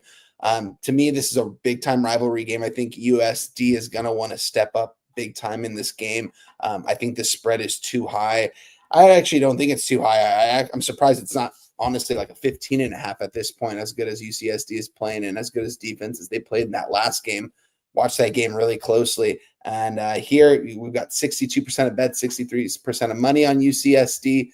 Lines coming down. I saw 14.5 last night when I texted you, Jim, about this game. Didn't end up moving on it. Now we're seeing pretty much 13.5s everywhere on my side. Yeah, there's some 14s out there. I just can't get it at an affordable price. So I am on the Torrens here of San Diego against UCSD plus 13.5 minus 110. I don't think that they get by with the win here, but I think that 13.5 points is just a little bit too many points in a rivalry type game. This is going to be a fun 7 p.m. game over here. this is going to be a good game. I think San Diego is going to play hard in this one against the rivalry. So give me the plus 13.5, minus 110, Jim. Plus 13.5 and minus 110. Talk to me about breaking this down from the first half and full game standpoint, because I'm sure you thought about both. Yes. Why did you decide for the full game over the first half? I actually kind of did want to get involved in the first half a little bit. Let's see what the first half is hanging right now. When I moved on this game, my question more is predicated with, did you think that you wanted San Diego or USD to keep fighting for 40 minutes with the back door open rather than maybe taking a shot at coming out the gate hot, that the Tritons might get come in a little, I know it's a rivalry game, but come in a little overconfident, because we saw this with Georgia State, Georgia Southern last night. The dog was very live in the first half and cashed, and then got destroyed full game. Yeah, I like San Diego here in the first half as well. I was kind of thinking about moving on this. I think it's going to be a close game from start to finish, honestly. I do think UCSD probably pulls away late in that game and wins this game by probably anywhere from like 7 to 10 points. I just think 13.5 is way too much in a rivalry game. Might end up getting involved in this first half here because I do think San Diego's going to come out fire, and I think they have to know that they have to do that. UCSD was up 9 or 10 points at half against LMU. LMU fought back in that game. I believe they tied it up at one point. UCSD was playing some really good defense, and I think that when was that, on Wednesday, I believe. I forgot when that game was, but it was just a couple days ago. And I think San Diego is live in the first half and full game. I don't think it's going to be a backdoor cover. I think that they kind of go neck to neck with them the entire game, or toe to toe with them the entire game. All right, I'm interested. Let's roll on. Head to the UCLA Bruins here. One time, a team you know very, very well. A team that Ella reps every day at her school with her UCLA Bruins toque. That's what we call it up here. You call it beanies. We call it toques. I told her that Wine Time would be very proud of the toque that she rocks every day. Let's roll. Cal Poly Mustangs, UCLA Bruins. Bruins undefeated at home thus far. They're coming off taking out Arizona State 90-77. They did lose to Gonzaga, but not a home game, 82-72. And what did they do? They bounced back and delivered. That was in Seattle, Washington, the 82-72 loss to Gonzaga. So we have a team that's been rolling at home. They beat Oregon 74-63. Interestingly enough, that was the same score they beat Pepperdine to start out the year. They barely, I shouldn't say barely, but they beat West Georgia 83-62. They probably should have smashed and grabbed West Georgia. My pops and I, we watched the entire Arizona UCLA game when they lost 69-65. Of course, my dad right near you, and he was cheering heavily for UCLA, and they buckled down the stretch. And what did they do after that? They destroyed Sacramento State. Then they destroyed Presbyterian. So here we go. Cal Poly is coming to town. Cal Poly at this point is coming off back-to-back losses. Cal Poly pretty excited to be playing UCLA in this spot. They have played on the road a lot. They played at USC to start the year. They lost by 30. They played at Seattle U. They played at Colorado State, at Montana, at Utah. They looked great at Utah. Remember, we were on Cal Poly in that spot because the line didn't make any sense, basically. But here they are at UCLA, coming off 2 losses. They did beat Cal State Fullerton 94-91 on the road. Let's take a look at the line history and the cash flow and then hand it over to our guy, Wine Time. We have used this total very high, 160.5. Opened up at 161, got up to 163, dropped down to 160, now 160.5. Let's get to the spread here for this one. From a point spread perspective, we have this sitting at minus 25. This opened up at minus 25. It went up to 26.5 within 10 minutes. And that is the high water mark. Now we're at 25, right where we started. Cash flow wise here for this one, we have. They're going to give us the goods here. I guess not at this point. I will try to grab it. So I said I was going to bring up action. I didn't. So take it away for us here. Wine time. An interesting one. Mustangs, Bruins, Poly Pavilion, Los Angeles, California. Yeah, UCLA just played on Wednesday. I broke it down with Jose, and I was on Arizona State in that game. UCLA, they've been playing some really good basketball down the stretch, Jim. They just extended Cronin, and it seems like Donovan Denton really got locked in that last game. I mean, if he's going to play that kind of basketball going forward, and if Trent Perry can make his open shots, this team's going to be really dangerous. Guys like Sky Clark, these guys they're playing some big-time basketball right now, and they're shooting threes at an all-time high. I don't remember UCLA being able to knock down the three ball like they've been able to so far this season. And they're definitely deep too. I mean, they've got a good bench. As I mentioned, Perry coming off the bench. They've got some really good guys coming off the bench. They can get it all together. This is going to be a team that really is going to be a tough team to beat when it comes to March. They got to keep it up, and they got to stay healthy. This is a difficult game for me because been kind of on the other side of UCLA lately. I faded them on Saturday. I got the +10, I was on them +10. They ended up pushing against Gonzaga. Faded them on Wednesday against ASU. They end up getting the cover by, I think, 2 or 3 points. They shot the ball really well, though. I don't expect them to shoot the ball that well. Like I said, if they do, this is going to be one of the best teams in the nation. Cal Poly, I think they're going to want to come in here and at least play hard here in the first half here against this UCLA Bruins team. I just don't know if they have the personnel to compete here because UCLA just has they were able to get some really good athletes in there, bring some good transfers in like Donovan Dent, who dominated at the level of play like that Cal Poly plays at. So I expect him to have a good game. I don't know. I'm not going to move on this as of right now. I wanted to talk about it with you just because I was interested in taking Cal Poly. Don't like that a lot that the public is coming in and taking them because I'm guessing people are thinking that this is a letdown spot for UCLA coming off their conference win. And at this point, that's all they really need to do is just win their conference games. And there's no way that they lose this game, but I just don't know if I can take either side here. I don't want to predict UCLA to blow out a team after starting off conference 3-0, and then Cal Poly on the other side being able to stay within 25 points from a talent perspective because they just don't have the personnel to compete with UCLA in 2 halves. So I'm going to stay off this game as of right now, Jim. This total is pretty high. I do think there's going to be some points being scored. Let's just look at the market for the total really quick here again.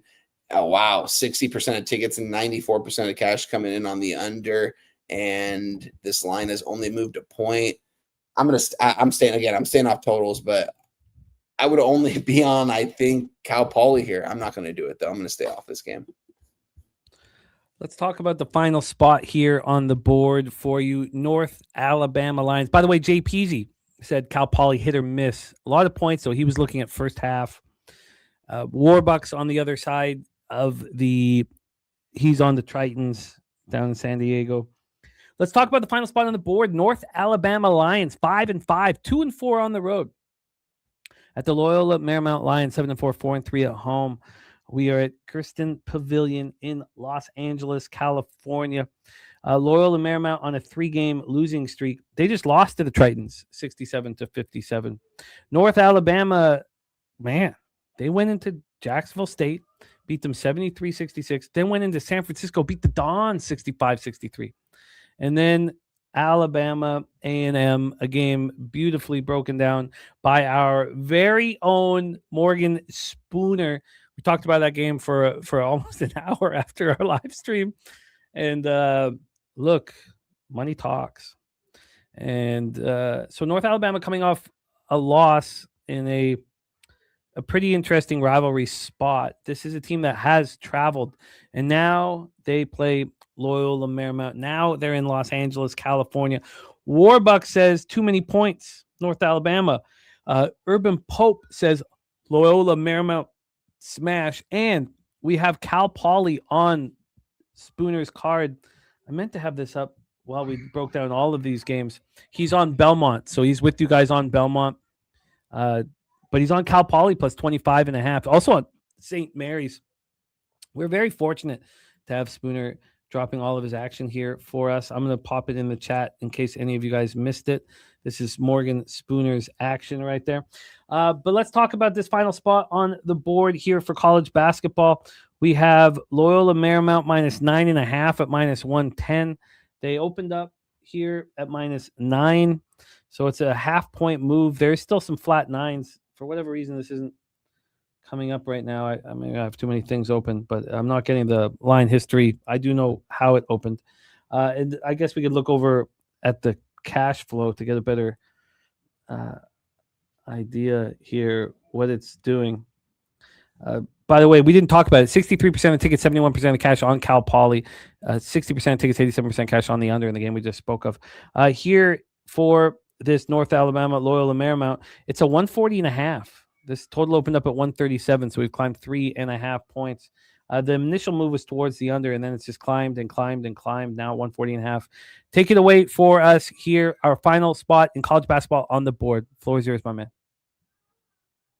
Oh, you're muted, my guy. As I mentioned, LMU coming off the loss to UCSD in the last game. I was on LMU in that spot on the money line. Came up a little bit short. They showed a lot of heart, though, in that second half. Really got themselves back in that game.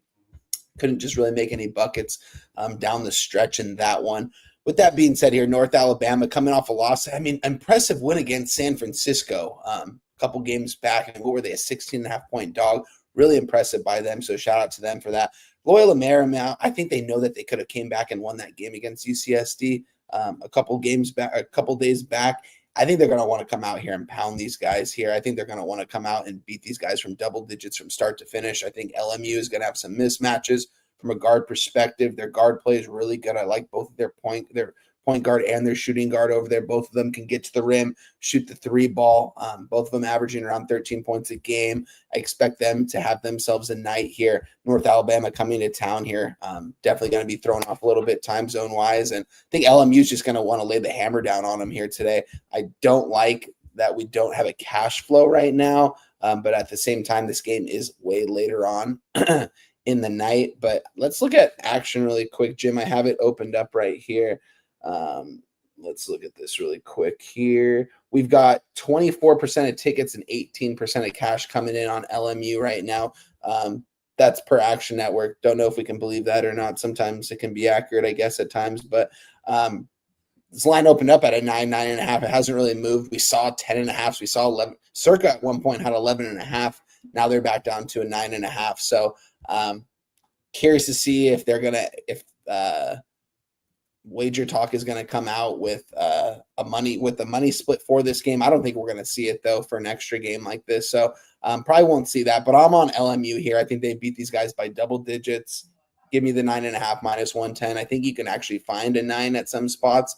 I can't get a 9 anywhere. I got the 9.5 at -110 though. Loyola Marymount -9.5 -110 for Wine Time Sports. That concludes college basketball here on the channel. Just a big stop on fourth down. Memphis stopped on fourth down. So we have a 7-0 game. Live total at 54.5. Spread at 10.5 right now. Jim, I'll be right. Give me 30 seconds. I'll be right back. Yeah, no problem. Let's set up the big one here this evening. And we mean big. The game of the night across all sports. College football playoff first round, 8 p.m. Eastern. We have the Alabama Crimson Tide 10-3 at the Oklahoma Sooners 10-2 Memorial Stadium in Norman, Oklahoma. 52 Fahrenheit clear, 15-mile-per-hour winds. When we start dealing with winds at 15 mile per hour, we know how we've got a low total. I would like to just do another check on the weather here and see that it is as windy as we had expected it to be. So right now we have 15-mile-per-hour winds, and it's dying down. Oh, no, but it climbs back up. Climbs right back up. So it dies down in the afternoon and climbs right back up. Also, Jose Perez is on San Diego, plus the 13.5. Spooner also moved on St. John's -2.5 tomorrow. Says only 2.5, only 2.5s left at the legal books. All right, let's roll here and set this one up. This is as big as it gets. Can the Sooners do it again? And by do it again, I mean, it's not just what they did this year against Alabama. It's what they did last year as well. Let's see if they can do it again here. Let's talk about the line history and set a table here for Wine Time Sports. We're going to talk 4 college football games. So this is our first one. Well, my computer is loading, going so slow. Let's set the table. So last November, we remember what the Sooners did to the Crimson Tide, 24-3. It was embarrassing. It was awful. And then what happened here at Bryant-Denny Stadium a month ago? Not here because we're at Memorial Stadium in Norman, but 23-21. So we're going to sit here and say that what Oklahoma is Alabama's daddy? Is that what we're going to say here? It's a lot to ask. Let's get into the line history here. Alabama is -7.5. Oh, no, that's not right. That's a +241. Sorry. I don't know why Bet Online is showing us the 7.5. We have 1s and 1.5s across the board. The -7.5 is +241 if anybody wants it. I feel like the fucking guy just says anything that he reads. It doesn't matter what it is. We have this line opening up with Oklahoma at +1.5. This was 12 days ago. And then we get to the -1 after this line had been available for just 6 hours. So Oklahoma went from dog to favorite. It never got higher than 1.5. This is all just being +1.5, -1.5. So why don't we take a look at the money line then instead? Let's look at this money line from a money line standpoint here. All the action coming in. DC Capper on the under. It is 14-0 now for NC State. But let's look at this money line. This opened up at -115 for the Sooners. The initial move was towards Alabama. This became a +104. And then 2 days ago, we had a 19-cent move towards the Sooners. Now we're right back from where we started, just sitting here at -115. When we get to the cash flow for this one, we have 59% of tickets and 55% of the cash on Alabama. 56% of tickets and 61% cash on the under. We know that this total has been dropping. I think it's important to see what a different book is doing, different site like the Action Network, because then we can see the money line as well. So 66% of tickets, 66% of cash on Alabama on the spread. But on the money line here, we have 63% of tickets and 74% of cash on Alabama. The books do not seem too concerned about all of this. From a total standpoint, 58% of tickets, 62% of cash is on the under over here at Action. So let's set this up here. We have talked about what the Sooners have done to Alabama.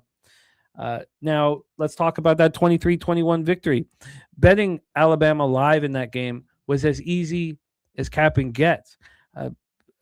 Simpson threw for over 300 yards. They doubled Oklahoma in yards, almost. So, look, 3 turnovers, the pick 6, 87 yards. That was just, a dagger to the throat. I know it was early in the game, but so what did we see? We saw Alabama stepping up mid-year, becoming a very, very good football team. And then we saw them struggle late.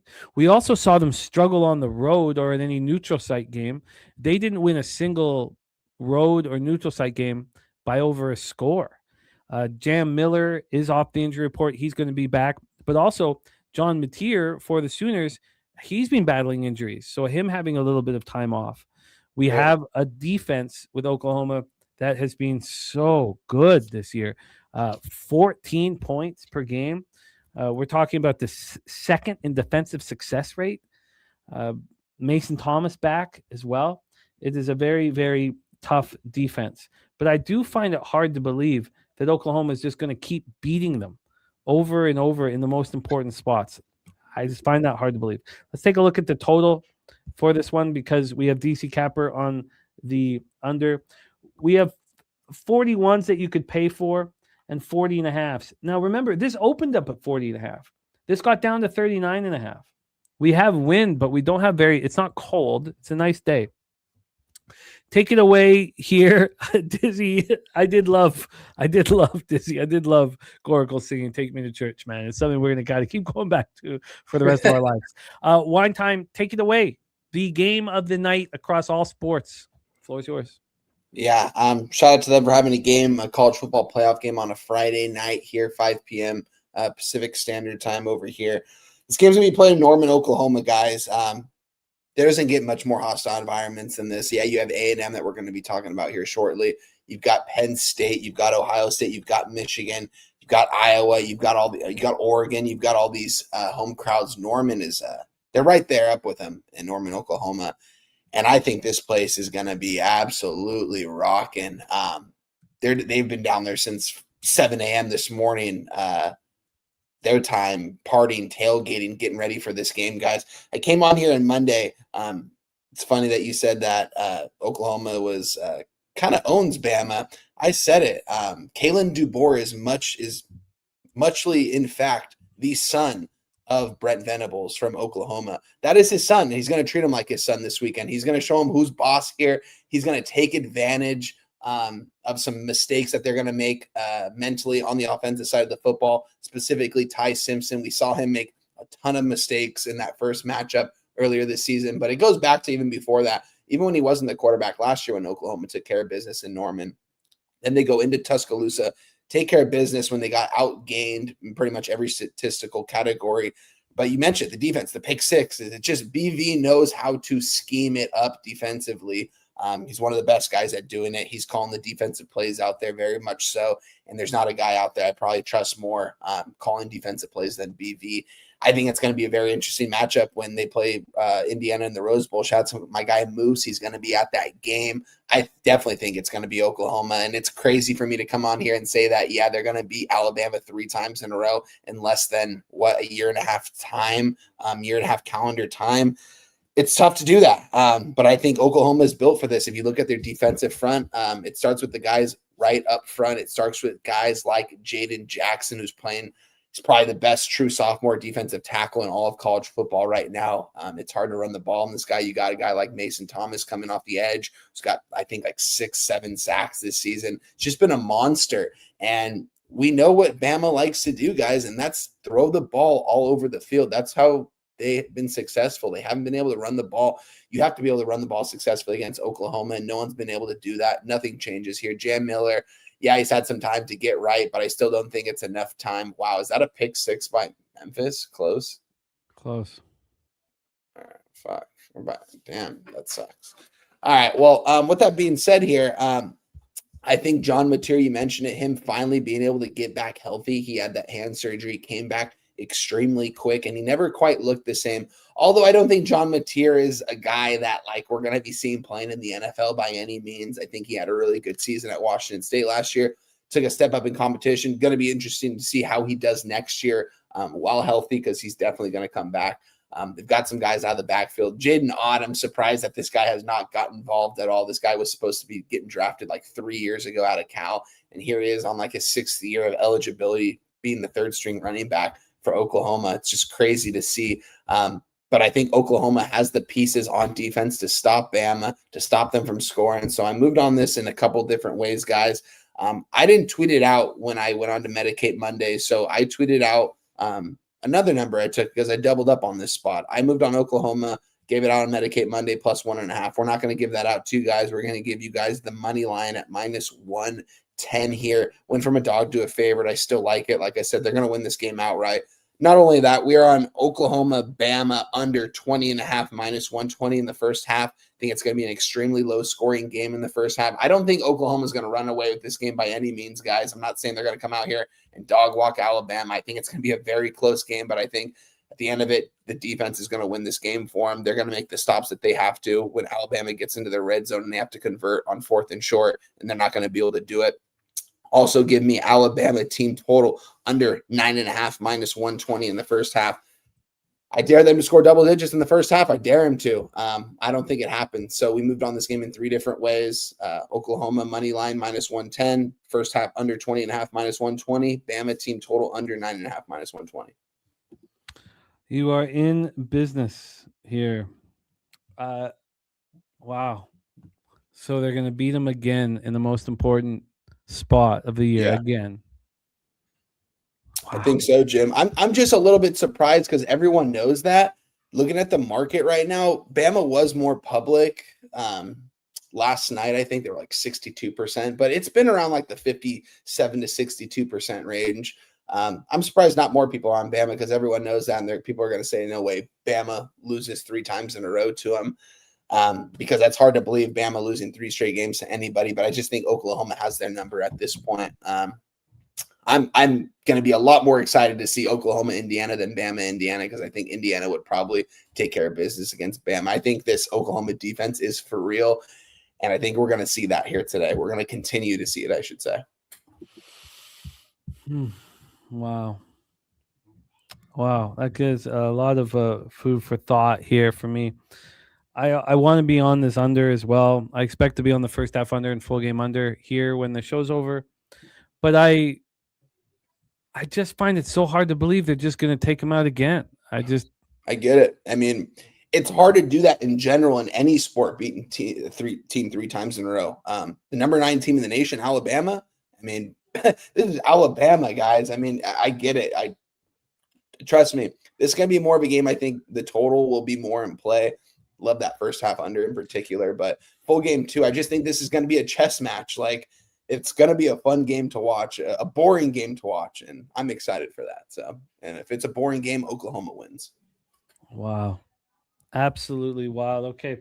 Well, that is going to require me to spend a lot of time figuring this out.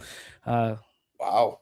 Shout out to Kong. He said, sorry, Jim. Fun fact, Indiana in the futures market is favored by 10 over Oklahoma and 6.5 over Bama. I get it because it is a neutral site, you know what I mean, at the Rose Bowl. So that's going to be that's kind of crazy, though. Damn. Let's roll. Let's talk about our next spot on the board. We're talking about all the college football playoffs to put a bow on the show. 3 games. So we have 12 p.m. Eastern, the number 10 ranked Miami Hurricanes 10-2 at the number 7 ranked Texas A&M Aggies, where Kyle Field, College Station, Texas, 67 Fahrenheit sunny, but 13 mile per hour winds. You have to separate the Hurricanes to their football team and Mario Cristobal. You know, it's very, very difficult to believe in the football team and not realize, well, that means I have to believe in Cristobal as well. We also have an issue with the Aggies. As great as they've played this year, one team in the top 25. Weak ass schedule. It's hard. It's so hard not to put that into play here. So you have 2 issues. One, do you want to back Mario Cristobal in a hugely important game? Or 2, do you want to back a team that hasn't really had to play the toughest competition? So let's roll and set this one up. They beat Missouri with the backup QB in. I mean, at what game do you say this is where the Aggies prove to us who they are? I mean, it's very difficult to do that. Let's take a look at this line history here. We have a total of 48. So we have a total that's been dropping. This one opened up at 51.5. Now I'm looking at the 48, but I see 47.5. This moved yesterday morning, 9:21 a.m. A huge one, a huge move towards the under, a 2.5 point move towards the under. Let's get to the spread here for this one, and then the cash flow. Oh my God, everything's just taking so. Oh, here we go. So from a spread perspective, we have Texas A&M -3 or 3.5.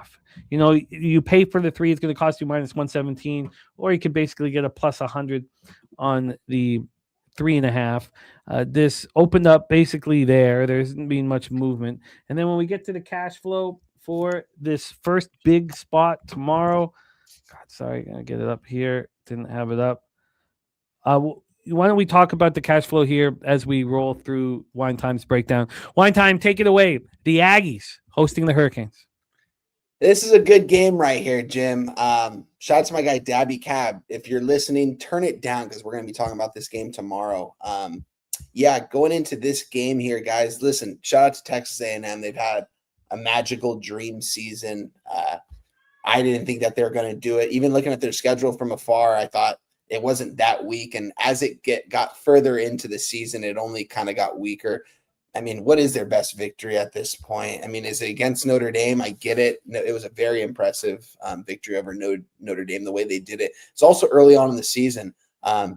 Guys, look back at that South Carolina game. That was one of the greatest comebacks in like college football, like this year, not just this year, but in previous years, what the A&M Aggies did in that second half at home against South Carolina. What was it, like 31-6, I think, at one point? And they ended up fighting all the way back, able to get it done somehow, some way. And then they played Texas and wasn't even close. The score doesn't even indicate pretty much how it wasn't close at all. I think this team's heading in the wrong direction. I've talked about it too, guys. Listen, Chris Klein, the offensive coordinator, has already accepted the head coaching gig at his alma mater, Kansas State. He did the right thing by staying, and he's very much will be calling the plays on the offensive side of the football. But at the same time, I question how some of these guys that take other jobs, how much invested they truly are, because you look at their pressers every week, and the people ask him, like, how do you balance everything? Because you have to come up with a game plan, but you still have to recruit. And he's like, like no sleep. You know what I mean? After hours is like time where I get with my recruits and stuff. So that means you're not putting 100% of your effort into this team. Because if you were, you wouldn't be worried about what's going on at the other school. You're about to go out and bringing guys in. You have to do that, though, if you want to build, a competitive team in college football. I don't really necessarily think that you're bought in to just this program, the A&M Aggies. Mike Elko is a defensive-minded guy. He's not going to go out there and call the plays. There's a reason why the defensive coordinator stepped away. He is no longer with the team. He's went to go join the Kentucky Wildcats to be their DC, and their head coach is still coaching the playoffs, I believe. So with that being said here, Elko will be calling the plays as he has been all year. I don't know how much Klein's going to be invested into this game, how much he's been invested in the last couple of weeks. I think A&M's a really good team. I question their schedule. That's the A&M guys. I'm going to get into Miami now. Say the same thing about Miami. Who have they played this season? Coming out of the ACC. I mean, there's a reason why this is the only team coming out of the ACC. There's a reason why the ACC champion isn't in this game. The ACC is pretty much the most disrespected conference, I feel like, at this point, because not a lot of good teams over there. Miami, couple losses along the way. They did have an impressive win, though, against the same team that A&M did. So, I think Miami is playing their best football these last 3 or 4 weeks, particularly Carson Beck. If you look at his stats, he's been playing some really good football going down this stretch. Give or take the competition, guys. But you look at it from both sides, because if you look at it from A&M side, they haven't faced any competition in the SEC. They've faced the bottom half of the SEC. Miami has played their schedule through ACC, and they beat Notre Dame. They've got a lot of talent over there, guys. I mean, let's not think about like their pass catchers. They have Macaulay Toney, the true freshman. I mean, could he maybe be the best receiver on the field in this game? It's a lot saying, but this guy is ultra talented. This guy's going to be going in the first round of the NFL draft in 2 or 3 years. Not saying Casey Concepcion and Craver won't, but this kid is ultra talented. You also got CJ Daniels, got Keelan Marlin. These guys are all really talented. I mean, Miami's got the money to get these guys in. There's a reason why they offered so much money to Carson Beck. Then you look at the running backs, Mark Fletcher, Jamar Brown, Jordan Lyle. They're going to rotate those guys in and out. And then let's get to the defense. Defensive edge. I mean, Ruben Bain. Is this guy the best edge rusher on the field? I know that's saying a lot, because A&M as well has some dogs over there. They got guys like Cassius Marsh, who's playing at an all-time high level. They got guys like TJ Searcy. They got guys like Tyler Odium.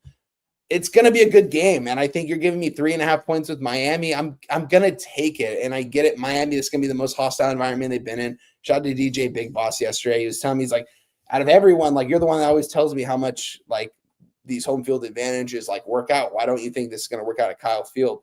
I just don't think that A&M is as invested as Miami at this point. I think, like I said, Chris Klein's already 1 foot out the door, getting recruits in to come to his school, go to his alma mater. This isn't his alma mater. I mean, yeah, would it be cool to make a college football playoff run, or would it be more cooler to get your program running the way you want it to run? So you can look at it from all kinds of angles. I'm on Miami here, plus 3.5, minus 110. You could probably find a similar number around minus 115, minus 120, depending on where you're looking. I know some plus 3s are out there at plus 105 right now. So you can still get plus money on plus 3. Or you can just take the money line, because I think Miami might win this game outright, Jim. Carson Beck has had some trouble in hostile environments, so that's going to be a big thing here to keep an eye out for. I think they're going to be locked in for this game. A&M maybe wins this game, but I'm going to be on Miami. I am on Miami plus 3.5, minus 110. I think that this is going to be a lot closer than a lot of people think. Out of everyone that I've talked to, there's not a lot of people out there that are betting Miami at this point, and I get it. But I'm on Miami here. I like them. Looking at the market, though, that will tell you something different.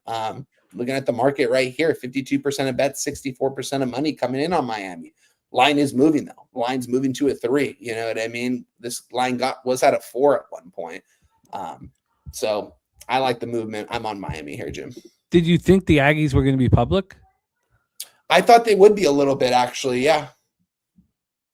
Considering that they're from the SEC and everyone said that Miami shouldn't have been in. People were saying, Notre Dame should have been in here over Miami. This was the spot Notre Dame was going to get. They were never going to get that Tulane spot. The specific spot they needed was this game, and they chose Miami over them because Miami beat them, obviously. But, yeah. Let's roll on. When we close the show here, Wine Time, we're going to ask you 4th and 1, wondering if there's any player props you like in tonight's Bama game. That's what we'll close the segment with. So keep that in mind. Maybe take a look as we got 2 more games to cap, and we'll close with that. Look at that, Jim. The Wizard of Oz is now an Oriole. I know. We were talking about it earlier. Wizard of Oz in Charm City. It works perfect. Let's roll. 3:30 p.m. Eastern. The number 11th ranked Tulane Green Wave at the number 6 ranked Ole Miss Rebels. We're in Oxford, Mississippi. 61 Fahrenheit, sunny, 8-mile-per-hour winds. Feels like Ole Miss has a chip on their shoulder. Lane Kiffin jumping ship. It feels like the players want to show that this is a good football team. We don't need Lane Kiffin. We have Ole Miss now minus 17. They opened up at 16.5, got up to 17.5. It just moved back to 17 20 minutes ago. From a total standpoint here, we have 58. This opened up at 56.5, got 57, dropped down to 56.5. The 58 is the high water mark. It got there this morning. So we have a total climbing quickly. When we get to the cash flow, we have 69% of tickets, 67% of the cash on Ole Miss. 56% of tickets on the under, but 90% of cash on the over, and a big move towards the over. We have Warbucks on Ole Miss minus 17.5. Billy Friedrich on Tulane plus 17.5 says he will sprinkle the money line. Kong says this is a spot where Ole Miss is going to come and show that they still have it. He's on Ole Miss big first quarter, first half, and the full game. The fix is on Tulane plus 17.5. So obviously, Chambliss is a beast. We've already seen these two teams play, and Mississippi destroyed Tulane 45-10. We have a defense, especially a pass defense from Ole Miss, that will be very difficult for Tulane to break down. And the Rebels have a lot to prove now with Kiffin not wanting to coach. Take it away for us, Wine Time. Tulane, Green Wave, Ole Miss Rebels.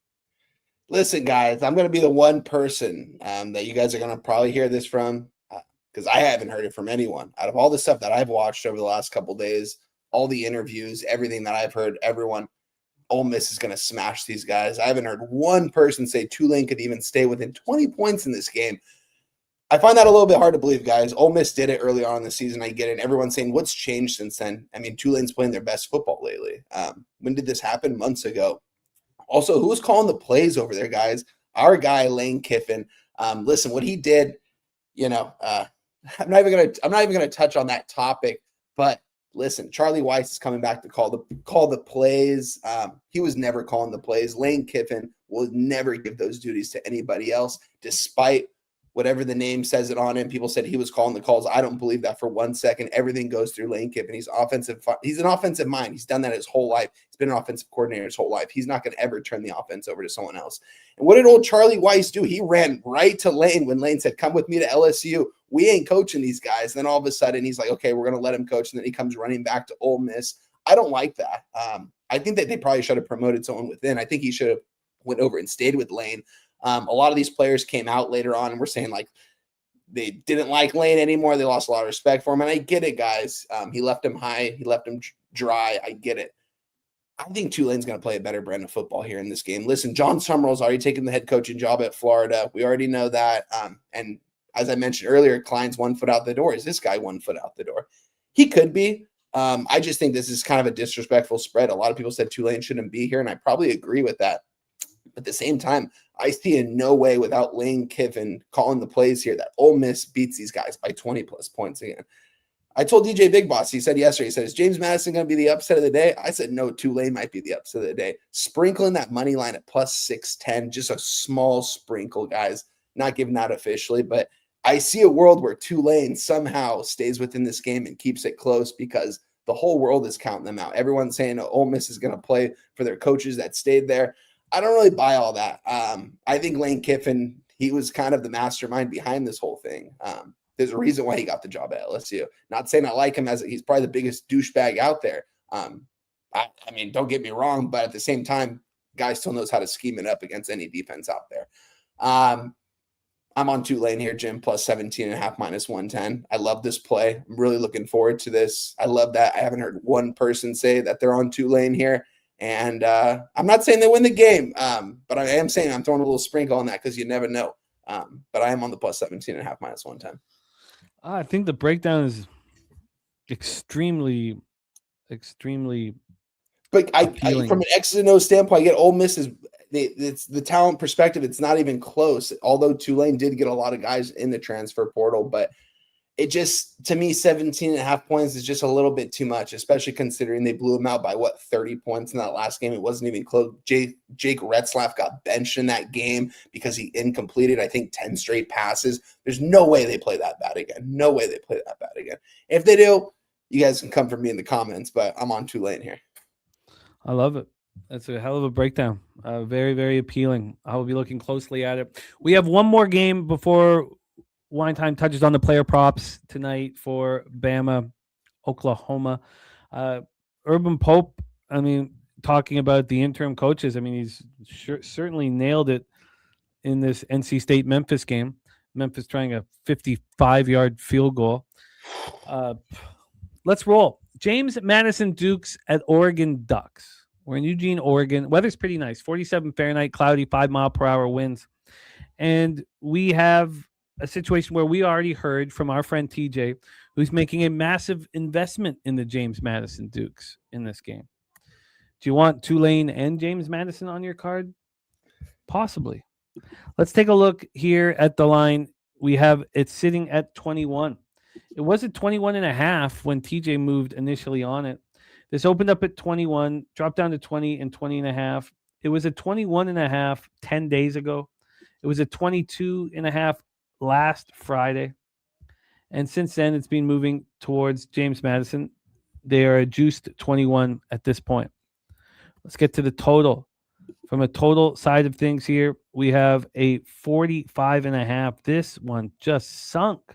It opened up at 51, and it's just taken a one-way trip to the under. At no point while this is dropped has there been buyback. Never once, not once. Coin saying that total opened up at 51. It's crazy that it's at this number right now. Let's talk cash flow. All important cash flow here. 79% of the tickets are in Oregon, but just 52% of the cash, which means, of course, 21 and 48 on James Madison. 56% of tickets on the under, 55% cash on the under. If you wanted the under, it's too late for that. Now, Dizzy Donut on the over 46.5, but he's on James Madison, so it's Warbucks on James Madison. So, Oregon, what have we seen from them? We've seen them beat up on weak opponents, destroy weak opponents all year. That's what we've seen from them. We remember when the Hoosiers took them out. Of course, we had our guy Jose Snips Bouquet on the Hoosiers. It was a fun breakdown on that one. Oregon got Dante Moore at such a young age, who is stepping up in a big way. Their running attack is so dangerous, leading the nation in EPA per rush, success rate on rushes, whether it's Whittington, Davison, or Hill. They're beasts. But this James Madison defense is very strong. And what would you say when someone says that it's very strong? Well, you'd say, well, they're in the Sun Belt. Well, who have they beaten? Who have they played against? Now you could say the best team they played, Louisville. Louisville does not have an offense that's even close to what Oregon is. But why then is this total dropping from 51 to 46? The market believes, the books believe in James Madison's defense. While this total is dropping 51 to 46, we've only seen a slight move towards the Dukes. Take it away here for us. Wine time. The Ducks Ducks in Eugene, Oregon. Yeah, guys, this is this Dizzy mentioned. Is James Madison the Cinderella story? No, like as I mentioned, I think if that's a team, it's Tulane. Guys, listen, shout out to Robert Chesney. Bob Chesney's coming over to UCLA. He's bringing over his OC, Dean Kennedy. He's been in and out of LA these last week or so. He did his press conferences. I don't think there's ever been like as long as being a UCLA fan. I know I said it with Deshaun Foster, but never been so excited for a head coach to come over and actually turn a culture around. That's what he's been able to do. We got to James Madison. I forgot who I was talking to about. They're like, do you think that had anything to do with Cignetti? Like after Cignetti left, I was like, no, because he brought his entire staff and 90% of the team over to Indiana. This guy came over from Holy Cross and completely turned around Holy Cross and then did probably better than what Kurt Cignetti did at James Madison, because look where they are, the college football playoff, Sun Belt champions. But at the same time, guys, I think Chesney might be 1 foot out the door. I get it. And I liked it his press conferences. He kept referring to James Madison as home. He's like, oh, we got to take care of business back at home. He loves the place. I get it. At the same time, you guys got to look at it from a personnel perspective. Personnel perspective, Tulane, Ole Miss. I mean, you can say that Tulane has some athletes that can compete with Ole Miss's athletes. Oregon plays Ole Miss. Oregon is beating them by 10 plus. I can guarantee you that. And I think Oregon can pretty much name their number here if they want, but I don't think they do that, Jim. I think it's more so of a defensive battle. I think Oregon's defense is the reason why this total is dropping. I don't see how James Madison even crosses the end zone in this game, simply due to the fact that they don't have the guys, the 4 or 5-star guys, and I get it. Guys can, hard work beats talent when talent doesn't want to work hard. I get all that stuff, but you also have to be a little bit realistic at times. This quarterback hasn't been able to throw the ball downfield in the Sun Belt. They've been a run-first offense all season long, led by their 5'7" running back, who's an absolute dog. I mean, if you guys watched him play in that Troy game, I mean, he was running like he was 6 foot. And you look at guys like Sahara West coming off the edge rusher, redshirt freshman. Who's the defensive freshman of the year in the Sun Belt. I just don't know if they're going to be able to win their one-on-one matchups with some of these guys on Oregon. Oregon has the best secondary in the nation. It's probably not even particularly close. They've got a 5-star true freshman cornerback that is probably going to go in the first round when he's eligible for the draft in a couple of years.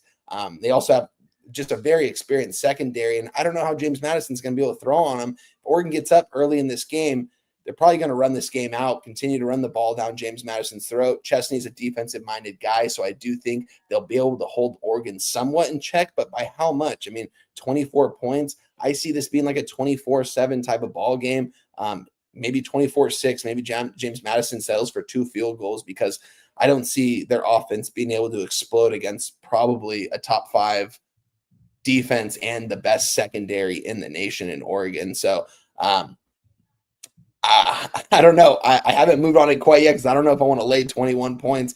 And when we talked about it a couple weeks ago, I said I was going to be on James Madison, but it seems like they're the kind of the team that everyone's like the Cinderella story, James Madison. What if they do it? Something tells me Oregon can name their number and probably do it.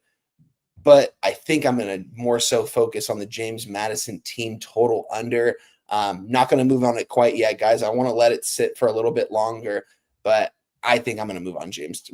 Can you give me a team total right now in James Madison, Jim? I can't find any right now. So any of mine, they're not giving them to me available, unfortunately. So I would be on, I think, a James Madison team total under because I don't know if they'll be able to score here in this game. And they've been playing some really good ball, but again, it's Sun Belt. This is Big Ten. Oregon has the best athletes in the world. They've got a quarterback that's projected to go 2 overall. They've got a wide receiver in Decorey Moore who's going to go top 5 in 2 years. They got Sadiq Bey at tight end who's healthy, who's going in the first round this year's draft. Corners that are going in the first round. Like, it's too much. It's too much personnel for James Madison here.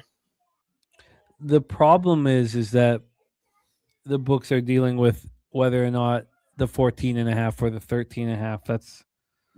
That's the problem. It looks like at this point here. So I will take the under on either one of those when it's available to me, though. I'll tweet it out and text you, Jim. I do move on it. So you get a 13.5 at 365. It's minus 130 to the under.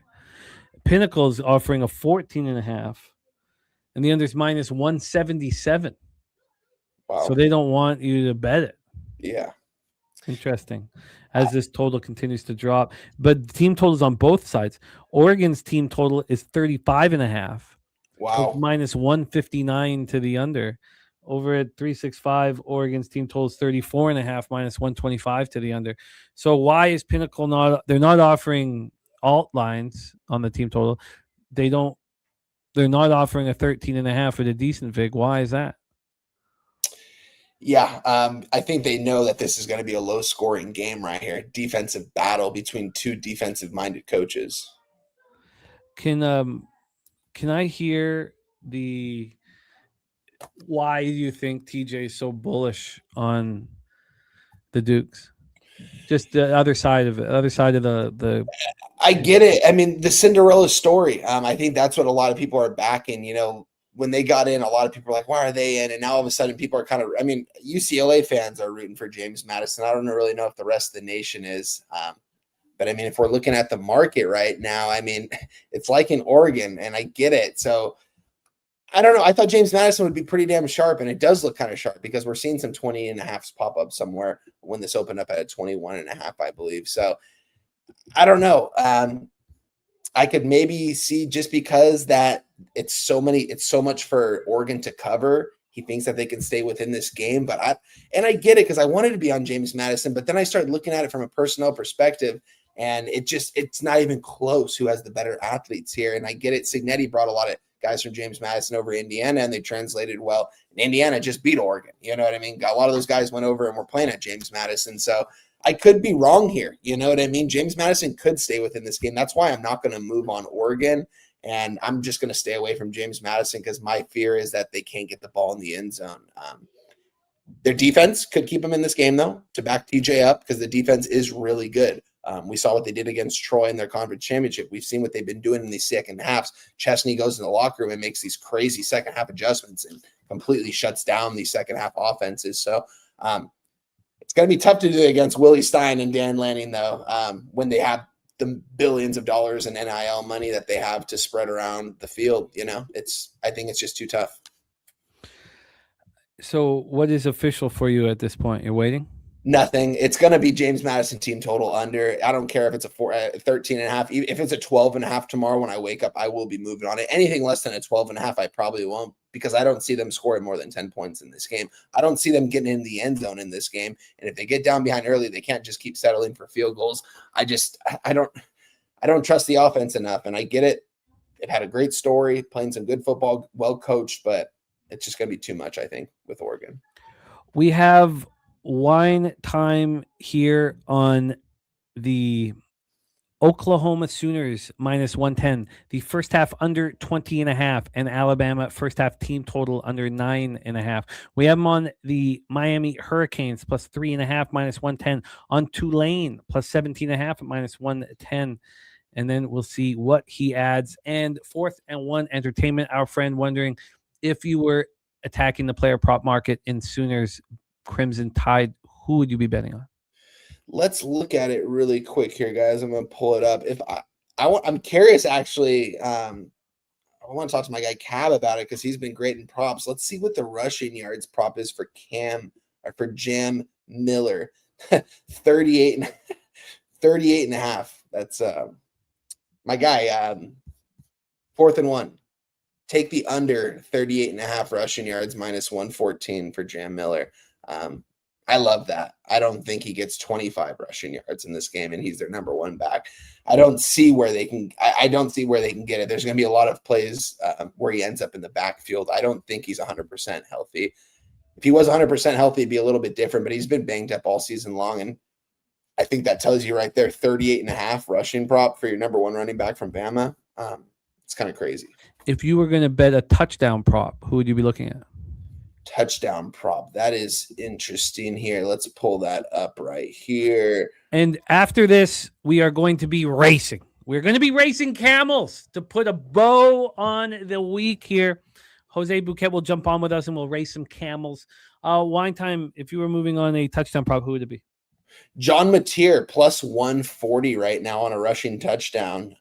We know what he likes to do, and that's run out of the pocket. He's not a pocket passer by any means. So I do see him maybe crossing the end zone. Maybe they're on the 3-yard line and he scrambles in, gets tackled into the end zone for a touchdown. I think he finds the end zone at some point today, though. One time, you're the man. Thank you so much for rocking with us. I'm going to pop your X handle here in the chat. I'll do a review after we camel race. I will do a review here of all of your action. Thank you, though, for your time, your energy, your angles. Get that cash. Keep delivering as you have been doing all year long from sport to sport. And I will be talking to you before our Christmas holidays or Christmas commences. But the final year here of not having kids running around. Yeah, that's pretty exciting. It's pretty exciting. I was going to say, Jim, the next day, because we're not going to be you're not going to have a show next week. Next time you see me, might be at Papa. So crazy to say that out loud. So shout out to you as always, Jim. We'll be talking definitely later today and throughout the week next week. Shout out to you. Hope you enjoy the family time with your mom coming into town. That's awesome. She came in for the holidays. Shout out to everyone out there that's got family in town, spending time with family. Enjoy that time, guys. We've got sports coming on during Christmas. You can spend time with them and watch some sports in the background. So love you guys, man. We've got a lot of action today, Jim. So I'm looking forward to it. We've got a game starting off here at 2 p.m. my time, so an hour and 14 minutes in college basketball. College football playoffs is a little more than 4 hours away, but we know it's going to get here like that. So shout out to you, Jim, as always. I'm going to tweet out all my added action as well, and Jimmy will go over my card. Appreciate you as always, Jim, and I'll be talking to you, my guy. Much love. There he is. Wine Time Sports in the house, delivering the goods. Well, let's put a bow on the week here at Pub Sports Radio. I'm betting with the bag. Let's bring in our producer, the backbone, Pub Sports Radio, SN1P5, Jose Bouquet. Join us, Jose. Let's see that. There he is. Jose, how are you? We're doing well. I was going to set up this damn camera, but, whatever. It's all good. You got it. Professional outfit. Look, we get it, man. You look fantastic, even in the shade, even in the darkness. Thank you. Thank you. Jose, let's camel race. Let's camel race. Merch on the line. If you are the winner of this camel race, all you have to do is email pubsportsradio@gmail.com and you will receive merch. Man, nice to see these camels back in business here. Let's get the screen to fill up here. There we go. Look at those camels. Thank you to our silver and gold members. We are talking to you in the Discord all the time. It means a ton to us. It helps the channel immensely. How many silver and gold members do we have, Jose? 85, I believe, right now. So shout out to you guys trying to scale to 100. So appreciate everyone that is a member in some form or fashion here. So excited to see this race. It's the Sport of Sheiks. Sport of Sheiks is underway. Let's get it popping here with a little Fairview, Kyle Fields, Matt Campbell, all in the mix. Kenwood, Res Mob poking their neck out there, saturated down there as well. His Illini might stink, but his poker playing is solid. Nut Flush, 16. Billy Friedrich in the mix here. What a race here. Justin McKelvey down there, Jimmy. Oh, no. We are rolling. K-Wolf taking a nice lead. Shout out to Quebec, our friend K-Wolf. Justin McKelvey, that camel's flying, man. The camel looks good. Camel holding its own. Camel not going away, but here comes Salty Pete. Salty Pete after cashing all those huge scores last night. Salty Pete. Rob Free. Here comes Rob Free. Look at that forward momentum. Billy Friedrich right there. Philly Eagle Flyer. It's coming down to the wire, and who gets it? Rude boy. The winner. God, that was close. Philly Eagle Flyer was very, very close there. Shout out to our guy, Rude Boy, getting that papier. Congratulations to Rude Boy. Email pubsportsradio@gmail.com. Receive your Pub Sports Radio merch package.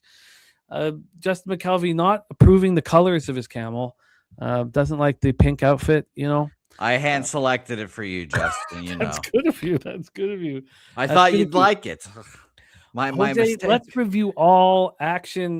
Do you have a quiet Friday, December 19th card here? Yeah. I'm still licking my wounds from Wednesday. It was disgusting, my performance. An 0-3. And Christmas is here. It's time to buy presents. I just had to capitulate and buy Hug a Lane gift because I couldn't figure out what the fuck to get her. So it's a what did you fucking get her? calendar. You An got her a electronic calendar. Yeah, electronic calendars. Great stuff over here. Creativity's at a maximum. Oh God. Yeah, it's disgusting. Well, What else are you gonna do? You gotta do something else, man. I don't know. I'm gonna give her some coupons for some back massages, and I'll probably give her 10 coupons to make me go to the gym. Wow, this is just She getting can worse cash- and worse. 10 coupons to make me go to the gym whenever she'd like. An electronic calendar. I'm full of creativity this year. You can tell. Jesus. Let's review all action, Jose Bouquet. Thank you. here.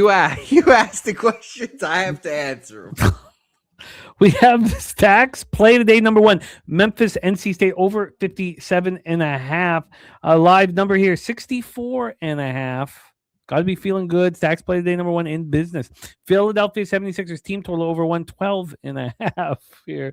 Pig Milk play of the day is Western Kentucky money line plus 146. He's also on Milwaukee, Providence, Mississippi Valley State. Moved on Kentucky tomorrow as well. Now he's going up against Spooner on that one because he's already given out St. John's. Flank State play today, Seton Hall. Not good because I am on Providence. He's also on the Bulls, the Canucks, and Bama. We have coin on Kent. Oh, that one's we have Memphis. Oh no, we need help. We got to get coin. We got to get back into this. Oklahoma under 40.5 though. Oklahoma under 40.5. I would like to join you there. Spooner gave us Sacred Heart, Seton Hall, Jackson State, Western Kentucky, Belmont, Cal Poly, and St. Mary's. Fresh Maple Bars afternoon play today is Brendan Lewis 22 plus rush yards. NC State minus 3.5 plus 147. Non-correlated there. Non-correlated. I'm on the Carolina Hurricanes. I really think it's a great spot for them to get that Rebenga. Now, let's just take a quick look and see if it's still coming and going. But yes, it is. Beautiful. Minus 135. That's great. I got the minus 129. Excellent. Then I am on. These are already being bet. The under 5.5 in Vancouver, New York Islanders, and the Canucks team total under 2.5. The under in that Jets Colorado game, I have some interest in. I'm not sure if I'll pull the trigger. I did move on the New Jersey Devils money line and the under 6. Let me see if that's gone into my favor. I'd like to see that it has. No, it's just sitting there. Just been sitting there all day, not moved since this line became available at 1:40 p.m. That tells me that the public is going to lose, and the public is going to be on the Utah Mammoth, but I don't really have proof of that. Let's see if I could get some proof of that. It'll load up here. Yes, now we got the proof here. It's just taking a second to load. Okay, let's get. Do we have proof that the public is going to lose here? And well, the 62% of tickets are on Utah, but 87% of cash is on the Devils. So that's a tricky thing to break down. That does sound very nice, Jim. That does sound very nice. Urban Pope says that Canucks play scares me. He's on the Islanders money line and the team total over. I can understand the market being a concern. Also, the Canucks have won 2 straight on this Eastern trip. They're going to lose 70% of their games to finish this year. And I'll make a lot of money fading them. And we'll just take it one day at a time. Rod Zawacki gave us a 10-star play today, the under 6.5 in Ducks Dallas. I was very interested in the over 6.5, so I'm going to spend a little bit more time on that. Maybe no additions. I've got to sit with all that here. We have in college football, we went over all of Wine Time's action there, so we don't need to hammer that again. The unders in the Bama game tonight, I expect to move on. He set a really nice table for Tulane, and I still have some interest in the Dukes, but I was thinking of the first half and full game. I'm no longer thinking that with the Dukes, especially with Kong so adamant that Oregon's going to take care of business in the first half. Wine time's on the Heat +7. Justin's on the under 232 in Heat Celtics. Justin on the Sixers team total over in Cat over 35 points and rebounds. And that's a +165. Wine time is on the Sixers money line. Wine time and Justin are both on the Atlanta Hawks. I'm interested. Justin also on the team total over 119.5. Wine time on the Cavs -7. Justin on the Timberwolves +7.5. The Trill OG play today is Oklahoma City first half -4. Wine time and Justin are both on Milwaukee Panthers. Justin's on the over 150 in Seton Hall, Providence. Wine time and I are on Providence, but Wine time got a much better line than I did. Wine time is on Kentucky. He's on Kentucky first half and full game. I am on Kentucky +2 at -110. Justin's on the over. Justin is on the over 157 at -110 in that one. Wine time here is on the first half and the full game money line. Wine time and I are both on the Anteaters of UC Irvine. Wine time is on the Toros +13.5 to take out the favorite Tritons. And then he stayed off the Cal Poly game, but he's on Marymount -9.5. That is our show for today. Kong's clip says if Jake Paul wins the fight, DraftKings stands to lose $100 million. Do you think that Jake Paul is going to lose the fight, Jose? I do not know. Or I do think so. Sorry. Yes, that he's going to lose. Yeah. Now, I did put in Arpy's bet on it, though. Could have just taken it. You don't want to hold on. Arpy, who? Jeff Arp made a bet? Yes, he wanted in. He's been working. He's had a new career going on. So he's in Montreal. So he said he wants Jeff Paul the comic. He wants Jake Paul +600 and the draw. So I give him both. Could have just you didn't. Wow. I sent it in. I don't look if it's a bet on a -110. That's different. I don't want to sit here if something goes wrong. I have to send somebody a K. That's not. There's nothing fun about that here. Yeah, I would have definitely put in the draw and then taken his Jake Paul bet. Yeah, funny.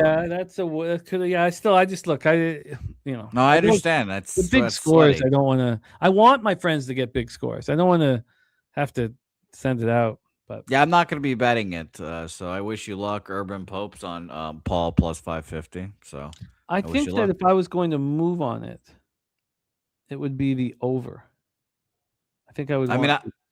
I'm going to be more interested in the Billy fight.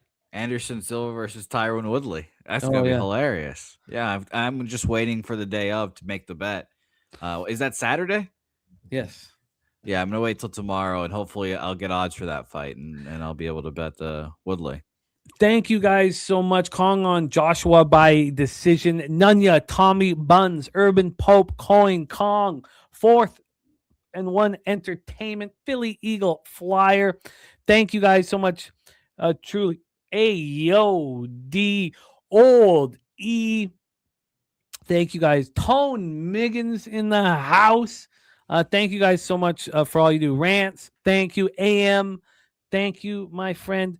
All of you guys. I will see you guys next on our Sunday night live stream. So we'll see each other again. But this is our last Betting with the Bag for a while. There will be a bankroll blitz on Tuesday, the 23rd. So we will be breaking down the NFL card.